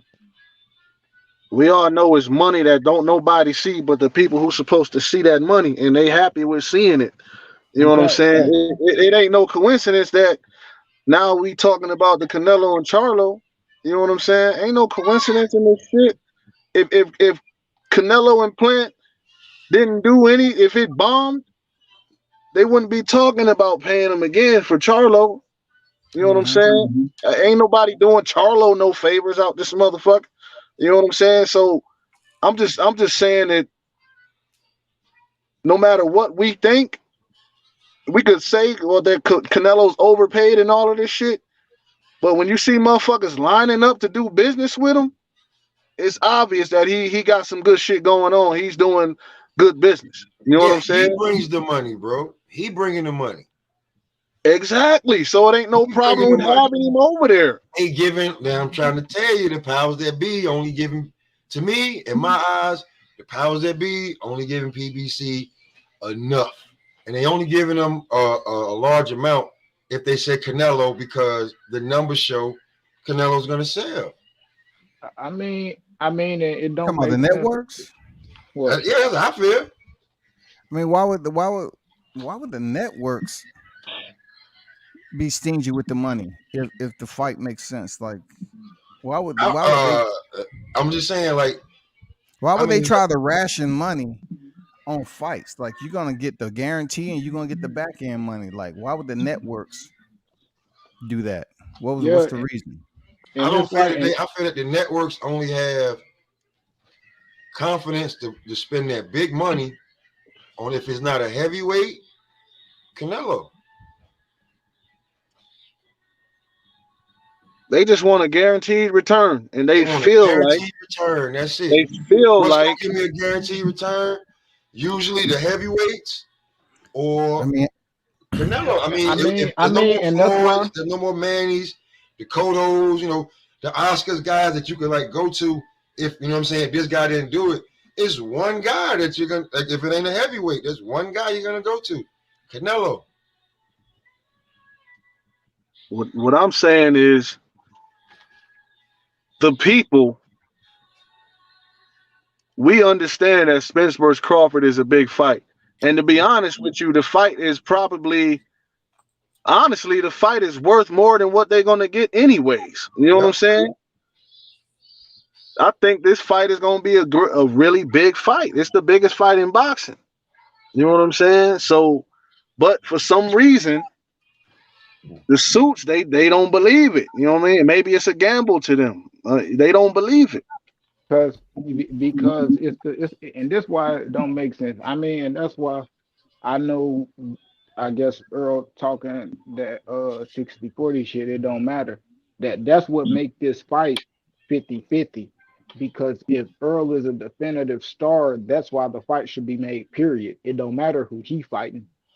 When you a star, that's why Canelo he could fight anybody. No, it Charlo, do matter though. he could fight Caleb Plant and who the fuck is Caleb Plant, bro?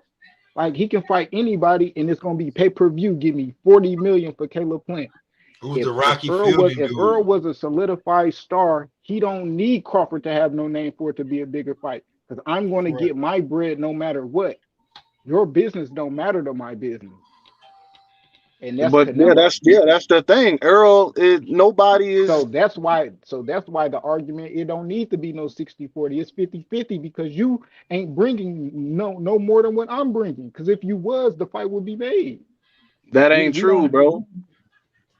That ain't true. It ain't about Spence bringing more than Crawford. It's about them together bringing enough to where they can pay both of them. That's what it's about, bro. It ain't about him bringing more than him. It's about what do we think, not us the people, but what do these companies think these guys will bring together? And is it worth them paying both of these dudes? That's the issue. Like, you can't compare a person to Canelo right now. Canelo done been in there with Mayweather. Canelo is, at this point, Canelo is Canelo. Whether we like him, hate him, agree with it, or whatever, he's Canelo. So like you said, who the fuck is Plant? I know Plant. Boxing fans know Plant. The casuals might have started to know him after the press conference slap and all of that shit. You know what I'm saying? They just, they rooting for the Mexican compadre or whatever. But Canelo can do that with another known boxer, with another champ. You know what I'm saying? He can do that. Spence can't do that right now. And just to say that just because Spence ain't Canelo, that don't make him and Crawford a 50-50 fight as far as the splits or whatnot. It's just that all that means is they can't pay both of these dudes. Bro, who knew any of them fighters before Caleb Plant? Who knew what? Before Canelo fought Caleb Plant, he was still getting 35-40 a fight. Who knew them guys? Who were the guys that Canelo was fighting? Yeah, who knew them guys? Like, who were those guys? Were those guys big names? I knew them. You knew them. I'm sure people on this panel knew them. Listen, I didn't listen. The Rocky dude and the Yadamir dude, didn't know them. I thought all three Smith boys was one Smith dude, so I didn't know them neither. Other than Plant, the only one I knew was Billy Joe Saunders, and he was washed up, really. His best years was 3 years ago. So who were those guys? Danny Jacobs in there too. Okay, yeah, Danny Jacobs. So other than Danny Jacobs, the Miracle Man, who got his check and sold out, right? We can say that. I'm gonna say it. I don't give a fuck. He beat up two of the Smith boys. I thought he fought the same guy twice. He beat up his sparring partner. He beat up another sparring partner. Mm-hmm. Billy Joe Saunders. And Billy Joe Saunders, was already getting killed. Like, he shouldn't have got the fight. Let's not forget, because remember the video he made about how you should hit your wife. So we got that loser, right?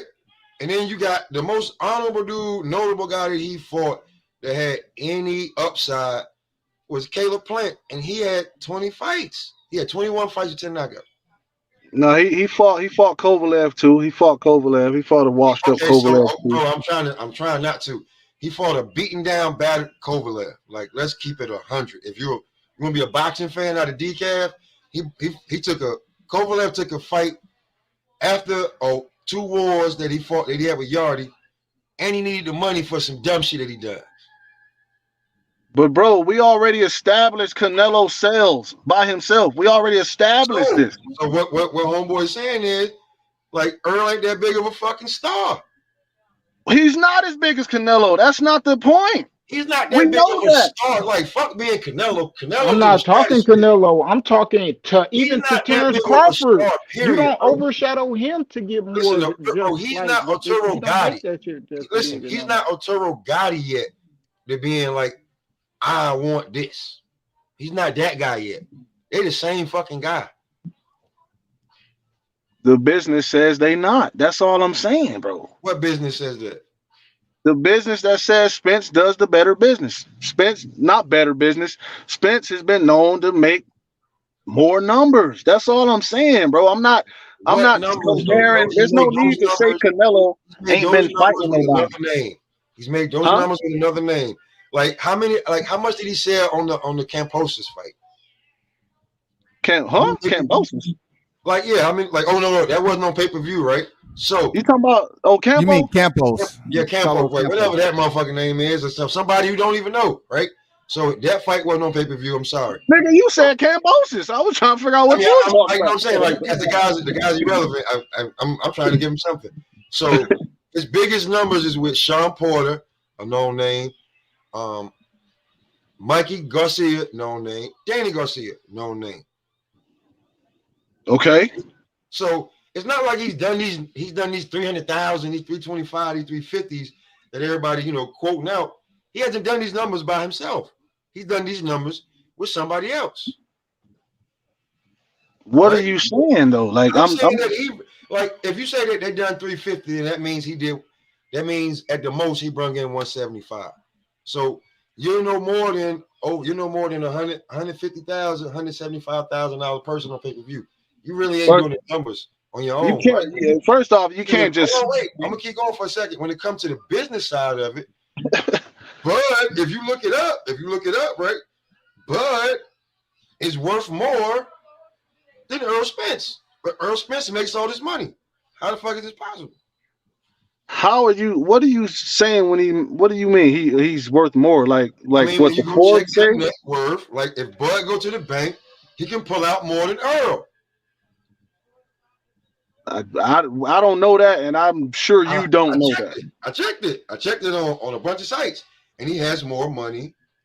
And this is before they even calculated the money he got for the Sean Porter fight. He has he was worth $1 million more than Earl.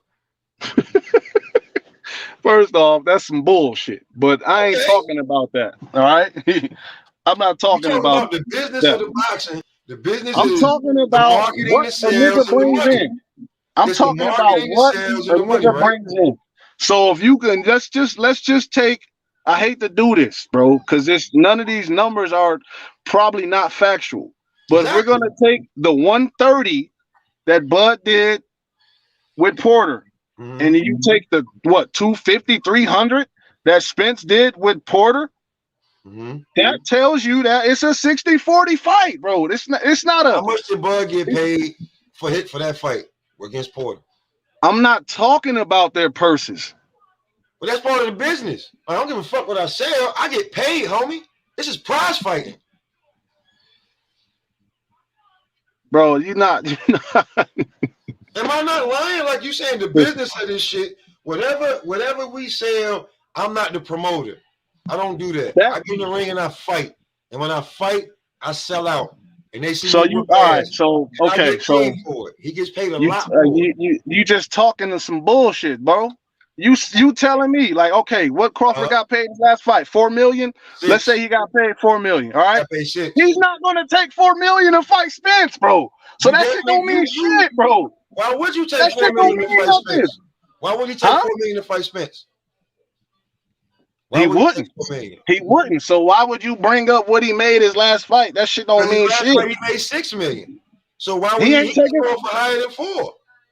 I don't give a fuck what he made his last fight. He's not taking that. The business of boxing, bro. What you get paid for, right? Is that is that part of the business of boxing? What you get paid? You don't fight for free. It's called prize fighting. We know that, dog. Like you're not telling me nothing I don't know, son. Okay, so what you saying about that Earl sells? What the fuck does that mean? Bro, the business you do is not the same as your purse. Bud's purse is his purse because he worked out a great deal for himself. So that was his purse. So he was going to get his purse no matter what. He's going to get his purse no matter what. So nobody could have showed up to the motherfucking fights and he was going to get his purse. We ain't talking about his purse. You talking about the business of boxing. He ain't going to sign no deal without his purse being right. I'm talking about what does this fighter generate versus what this fighter generates. And if this fighter generates more, then he's probably going to be the A side. There's other circumstances, but Spence has the 2 belts to Crawford's 1. You know what I'm saying? But Crawford is pound for pound. But I'm just speaking for this guy has been known to generate just a little bit more, bro. It's not a bad thing to say that Spence is generating more if you like Crawford, bro. It's not a bad thing, bro. You know what I'm saying? Okay, but I'm just You know saying, what I like, mean? like the gap is massively huge, and that No, he but should it's just, a gap. Bud should just be like, I'm gonna take this bread that I ain't made in like 3 or 4 years. I'm gonna just go down. No, I never said that, bro. I never said that. I sat up here and told you that. You told me that Bud made this amount his last fight, and I said I don't give a fuck because he's not gonna take that to fight Spence. So that shit's irrelevant information. You just be talking aloud, saying shit about the business that none of us really know about this business shit. I'm telling you that this nigga right here, Spence, has been known to generate more. With other marquee fighters at the time, though, right? At the time, Mikey Garcia was a name, Danny Garcia was a name, and Sean Porter had a belt. What? Okay, what does that mean though? I mean, he didn't do that shit by himself, so I can't. You We can't can't, just nigga. say You he can't did. get in the ring and fight yourself. You talking about generating the numbers. You're making it seem like Earl generate all of these numbers by himself. No, nobody can generate the numbers by themselves because you got to get in the ring and fight somebody, bro. Okay, so what I'm telling you is with Bud's 100,000 and with Earl's 175, that's 275,000. That ain't really much of a big jump. Is it more? Is it 60-40 more? No, not to me. That's in the same range. When you're talking about big numbers, neither one of them done over damn 400,000 or 500,000. So this fight got to be promoted on both sides. We know all of this, bro. I don't see why you're gonna ask Bud to take 40%. This is a 50-50 fight. He asking him to take 40 because he got the upper hand as far as the business goes. Like he wouldn't ask that if he didn't have the upper hand on him. And that's just how this shit go. We were talking about this earlier.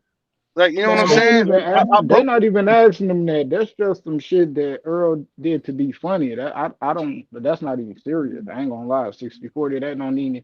It don't even exist. Now, what exists, to be honest, just like the people at the head said, they ain't got the money for this. And when you looking at it like that, that's for either fighter. They don't. They not. If Earl and I wasn't comparing Earl to Canelo. I'm just saying this: if Earl was a star in any capacity, not even as big as Canelo, Tank or whatever, she ain't not even Tank, but bro, just a bigger star to carry a big pay-per-view.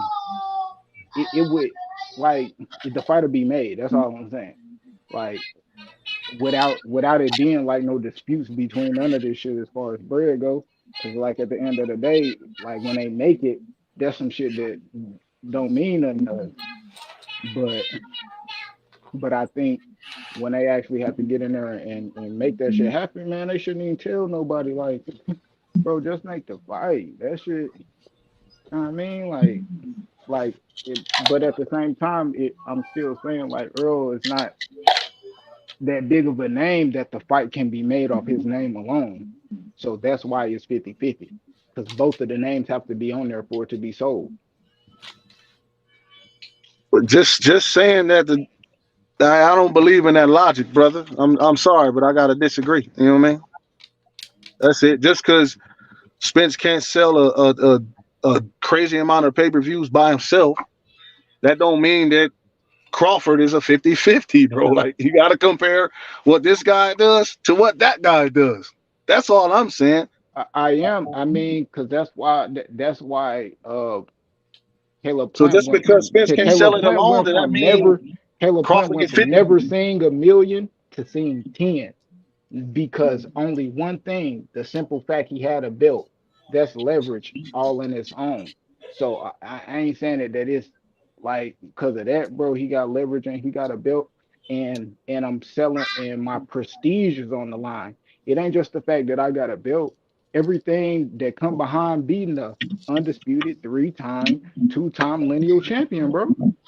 Hey, real Like, quick, your World Combat, something me and you talked about one time that when I was like, I think him, Bud doing this kills all this conversation right here. What if Bud next fight is at undisputed for 154?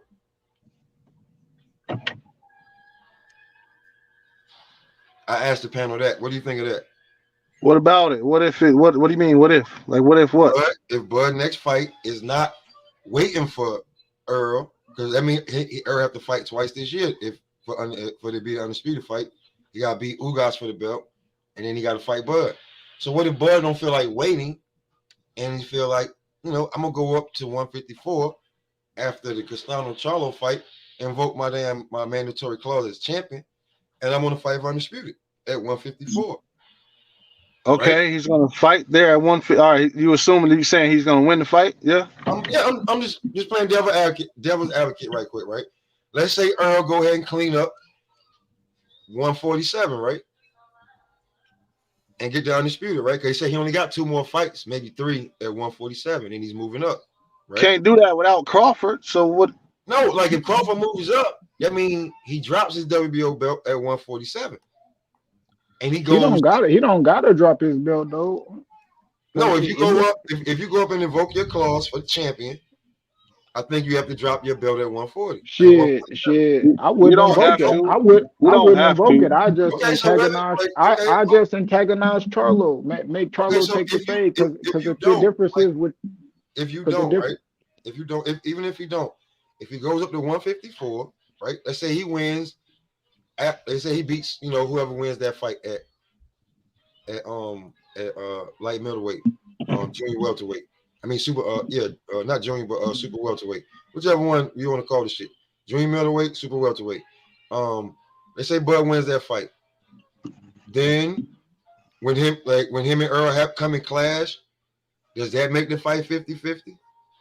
It depends on the business, bro. It depends. Like you gotta assume. You got to figure out. Class and became undisputed. That's a good thing. But if Spence versus Ugas does 300 to 400 pay-per-views, and then Crawford goes up to fight Jermell or Castano, and it does 150 or it does do good numbers, then Spence is going to still say, "I'm the A side, bro." That's what I'm trying to tell you. The accomplishments means a lot, and it means something, but them numbers mean a little bit more if you're talking about A side, B side, as far as splits and as far as business and as far as what this fighter is going to demand to make this split for this fight. You know what I'm saying? It'll be even worse if Crawford drops that belt and then Spence picks them all up and then he moves up. You know what I'm saying? Yeah, Crawford will be the more decorated fighter. He's already the more decorated fighter. Like, this is not a debate. He's a more decorated fighter, but he's still the B side because Spence has done better business. He's brought in more revenue from his fights. That's all I'm saying, bro. I don't know why. Like, this isn't like a 2 + 2 is gonna be 4. I'm not saying nothing other than that. You know what I'm saying? I understand the homie's point where he's saying, well, Spence ain't doing this shit himself, so it should be 50-50. I understand where he's coming from, but I do not agree that it should be 50-50 just because Spence can't do it himself. Because they're both going to demand the highest purse they've ever demanded to fight each other. Spence can continue to fight whoever and get more money. He won't get as much as he would fighting Crawford, though. And neither can Crawford do that. So that's the point. It's about the business. It's about what money you bringing in. It ain't about Crawford going up and getting another division under his belt, another undisputed. That would be amazing.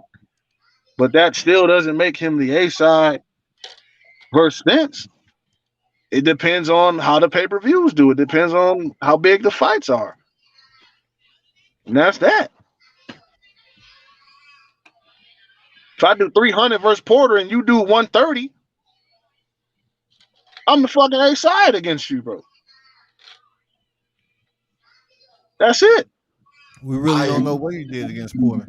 I agree. Yeah, but with combat, when you say it was a bunch of BS, you know what I'm saying? We don't really know what he did against Porter. I know. I agree to disagree. You know, the biggest fights when he started doing PPV for Spence was, of course, the Garcia, Porter, and the other Garcia. You know what I'm saying? The 2 Garcias was in San Antonio, and you know what I'm saying? AT&T, somewhat close too.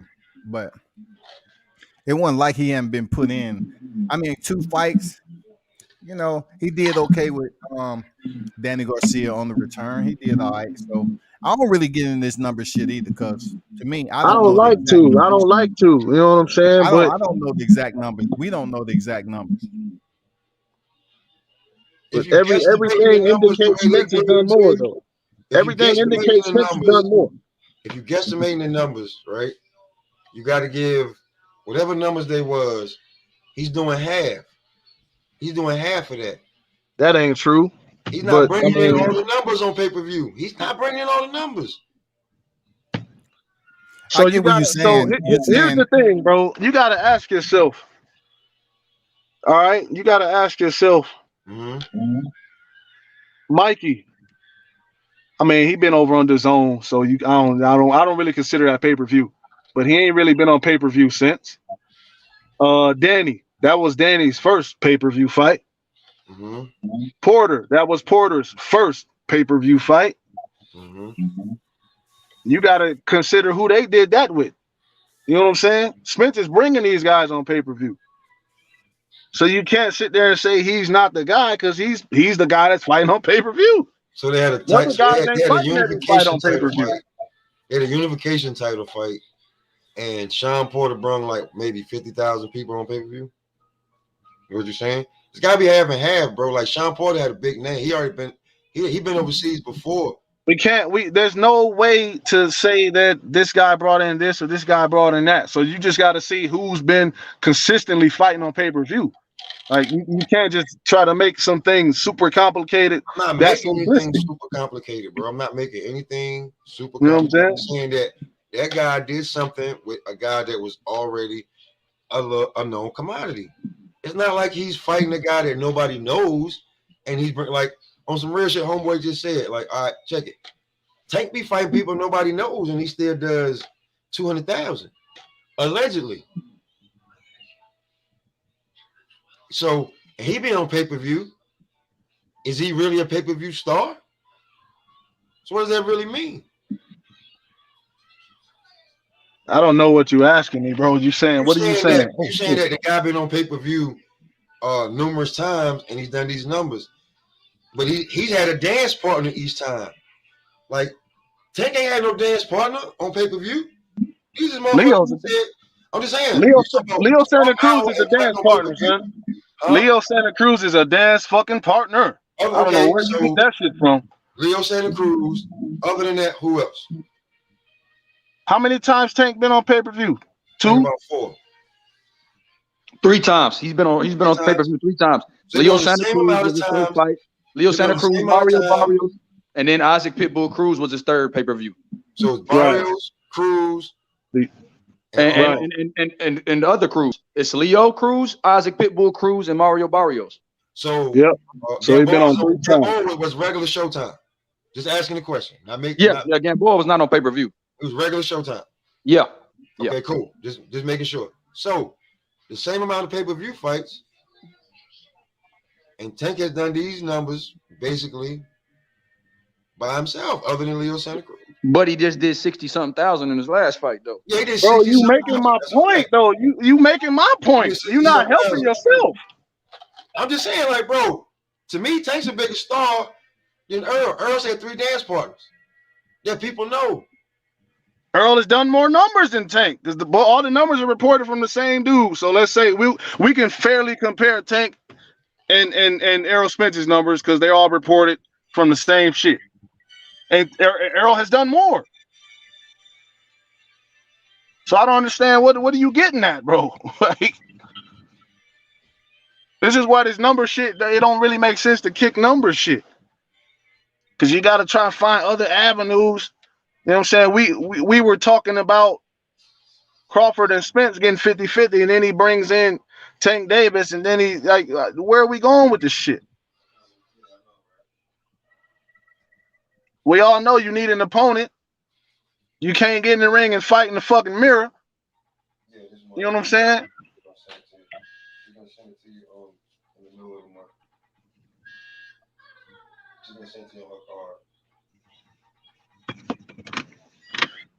But there's a reason There's a reason why Tank won't get all these big fights. Well, one reason is they moving them how they moving them, but they don't want to pay the other guy either. And that's the same problem we have with Spence and Crawford. They don't want to pay both these guys because they don't believe.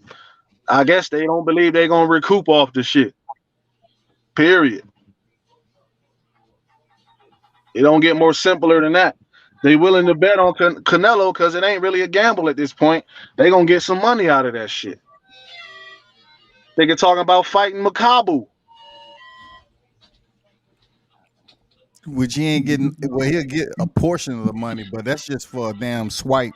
You know, they changed their mind on that though after the way Macabo looked on his last fight. Yeah. They changed gears for a little bit, but I still think he's going up there and he gonna smash and grab on that for a but you know what? And you know it's gonna be the storyline, the history of it. It's Canelo, and then it's the history of it. And you know, it'll probably be, you know, as far as the business is concerned, it'll probably be a successful fight. It won't be no more successful than Rocky Fielding, though. I don't know how successful that was, but I think it will be. It won't be no more successful than Rocky Fielding, Billy Joe Saunders, you know, any of those fights. Because Canelo, yes, we all know he's one of the most popular faces, and he is the cash cow right now. But the way Makabu looked in his last performance, it's not going to do good numbers like we think. You know what I'm saying? It's even with Canelo fighting this guy, it's not going to do all right. I'm curious to know what Charlo's going to do if he gets to fight. I'm curious to know what he's going to do with Canelo.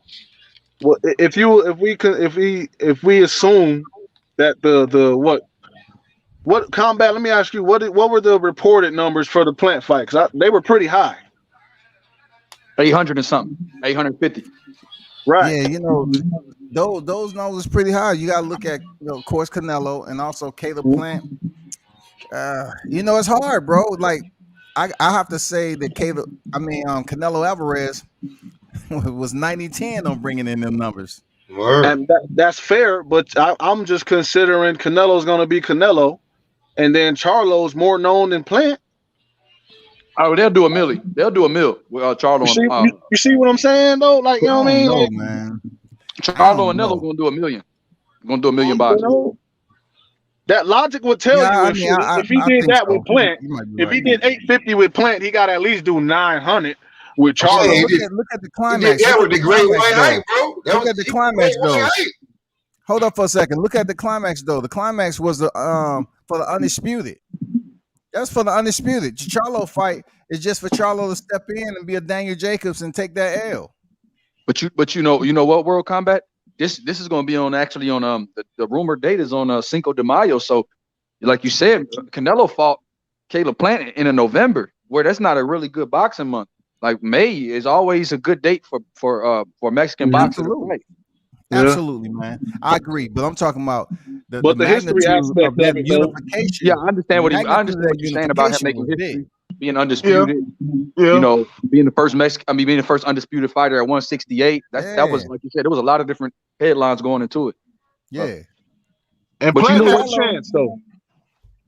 We all thought coming in, Plant had somewhat of a chance. You know what I'm saying? Yeah, we did. You know. But do we think Charlo have a chance? No. I think he got a chance, because I don't see Charlo just getting stopped like Plant. Like, you know what I'm saying? But then again, like, ain't nobody really beating Canelo on the cards, because you know how that shit is kind of skewed in his favor. Right. Absolutely. But I don't see him getting stopped like Billy Joe and Yildirim and Plant. You know what I'm saying? But we haven't seen him at 168, so it's all types of question marks on this shit. Yeah, it's all types of question mark. I agree with that. You know, he might feel a little bit stronger at 68. I don't know. Yeah, I just know that. I don't know, man. It just feels like another Danny Jacobs to me, man. You know, with Charlo stepping in there. I hope he does enough. I hope he puts Canelo in a situation we ain't seen him in. Outside of Floyd Mayweather. I don't think he'll compromise Canelo that much, but I think he has the potential. He has the not potential, but he can potentially do more than Billy Joe, Callum Smith, and Caleb Plant. You know what I'm saying? Do you think he can knock Yeah. Canelo out? Stop No. it, Pop. Stop it. He can't win the fight then because he's not gonna beat him on the cards. And we've seen that shit before. I don't think he's knocking him out, though. So if he can't knock him out, man, it's like he gotta beat Canelo up. Like the way that Barrios was looking, like, you know, Hakeem disfigured him. He gotta look like that or knock him out. You know, come on, man. Let's be real. What was the similarities that Maul and Mel had when they fought Trout? What was they trying to do? What were they trying to do to Trout? Yeah, they're trying to knock him out. No. What were they doing? Going to the body of the head. They was headhunting, right? Both of them was doing the same thing, headhunt. I just hope you don't go in here and try to headhunt Canelo like that, because both of them Charlo brothers went in there and tried to fight Trout the same way, man. That maybe they just thought Trout was sweet, and he was a little older for the last one that fought him. He was a little older. Wow, like this is the best test on. Other than fighting Floyd, Trout was the best test when it came to like what can you do against Canelo. Because other than Canelo dropping Trout, that was a good fight. Yeah, it was a good fight. I thought Lara put up a better fight than Trout. Oh, he beat him to me, but that's a different story. I ain't want to go there. You said it. I thought Lara put up a better fight than Trout. I thought Lara beat him. I thought Lara beat him. Trout did all right though. I thought Lara beat him, bro. To be truthfully honest, that's fair. That's why fair. The Charlo, like both of them. They I seen something they had Lara in camp with the sparring because you know he had Lara, but I think Lara beat him. I watched that fight and I was like, he beat Canelo. And then, I had it 7-5 Lara too, bro. My man that's talking right now. What's your name, bro? What's my man? But I say when they got to fight Trout, how you say professionally, legally, that's the best test to Canelo because other than fighting Floyd or Lara, who else gave Canelo? You know, unless you fought like Triple G the first time. Yeah, Triple G beat him the first time too. That's a different that's a totally different style though. Trout don't fight like Canelo. You know what I'm saying? So I can't really make that connection. Right. I see where you're going because it's like, you know what I mean, it's a common opponent and whatnot, but I can't make that connection. I'm not saying anything like it's a connection. I'm just saying that's the closest damn thing. Like, who have you fought that's on the level that you can say Canelo was on at the time? You know what too? Why I give Charlo a chance is because he has the same trainer that gave Canelo problems. I mean, of course it was Lara style, but this will be Ronnie Shields' second opportunity at Canelo. And he used to train Lara. Remember at that time, Lara and Charlos were both in the gym with Ronnie. He was training all of those guys. Yeah. So this is his second crack at Canelo, and I think he'll devise a good game plan for Canelo. And like you said, I don't see Charlo going in there to lay down. I just don't get that vibe from him. I don't think he can lay down, but do you think he can move like Lara did? No, I don't think Lara did. Or do what Floyd did. But you know what? Be more what Triple G did. I don't think he has to do what they did at 168. Canelo is you know what though? You know what troubles Canelo? A little different at 168. Yeah, but you know what troubles him though? A strong jab. A strong jab. An educated jab. And Jamal, one thing that we could talk about what Jamal lacks, but what he does have is a strong, educated jab, and I do think he'll use it. I don't think Maul lacks much. Like the only thing that I think he lacks is footwork. Great feet. Exactly. It's the footwork. Like, you know what I'm saying? I'm not saying that his footwork sucks. It's just that, like, when I said that, like, throwing them combinations at Canelo, like Canelo will dance on you, he'll dance on you right in the phone booth. Right. Bing! You know what I'm saying? Like, we seen it. You think you hitting him and he's just looking at your punch and coming back with something. But you know what he does to a lot of these guys? He takes their jab away. A lot of these guys, when Canelo counter punches, they don't counter punch back. Like Caleb Plant made Canelo miss a lot, but he didn't stand his ground enough to sometimes to throw back and make Canelo pay for being really aggressive. See, one thing about Jamal is I think Canelo will respect his power a little bit more. You see how even when he fought Jacobs, you know, he respected Jacobs' power enough to not ever really go for the kill. He was content on getting a 12-round decision against Danny Jacobs because he respected Danny's power. I think Charlo will use his jab and Charlo will throw back with Canelo. That's one thing about Charlo. He will throw back when Canelo throws his counter shot. And Charlo has a mean right uppercut. And when you bend down like that, I say he don't lack much, bro. It's not the power, it's not the jab, not the combinations. It's the like, you know, he comes straight forward. Yeah. He's got the educated, strong jab, but we know coming straight forward on Canelo, fucking no. Right. But I fear that Jermall Charlo lacks the activity to beat Canelo. You know what I'm saying? And it's looking like because we looking at Canelo when we say like, all right, he's not. He's the only reason he's better at 168. 168 is a little sweet in my opinion. That was the sweetest division in the game. But Canelo, he can take certain things away from you. You know what I'm saying? And the reason he's so good because he's strong and he'll counter you. But when he counter you, he makes that shit count. It ain't like he not countering you to counter you. He countering you to hit your ass and possibly hurt you or knock you out. You know what I'm saying? So you can throw your little jabs. He's going to catch your rhythm with your jab. And when he start countering that jab with that power, but how can Jermall Charlo offset that? Because his activity. I'm not Charlo fan. He ain't gonna do it. I'm not Charlo fan, but he got a strong ass jab. He do, but Triple G had a great jab too. I don't think Triple G's but Charlo's jab might be in his prime. You know, he might be right there. I don't know, bro. To me, I think Canelo gets him, but does he have a chance? He does. Yeah. I just don't see it. I don't see it. I don't see like he got to hit Canelo with some shit and have him staggering. You know what I'm saying? And then finish him. You can't play with Canelo.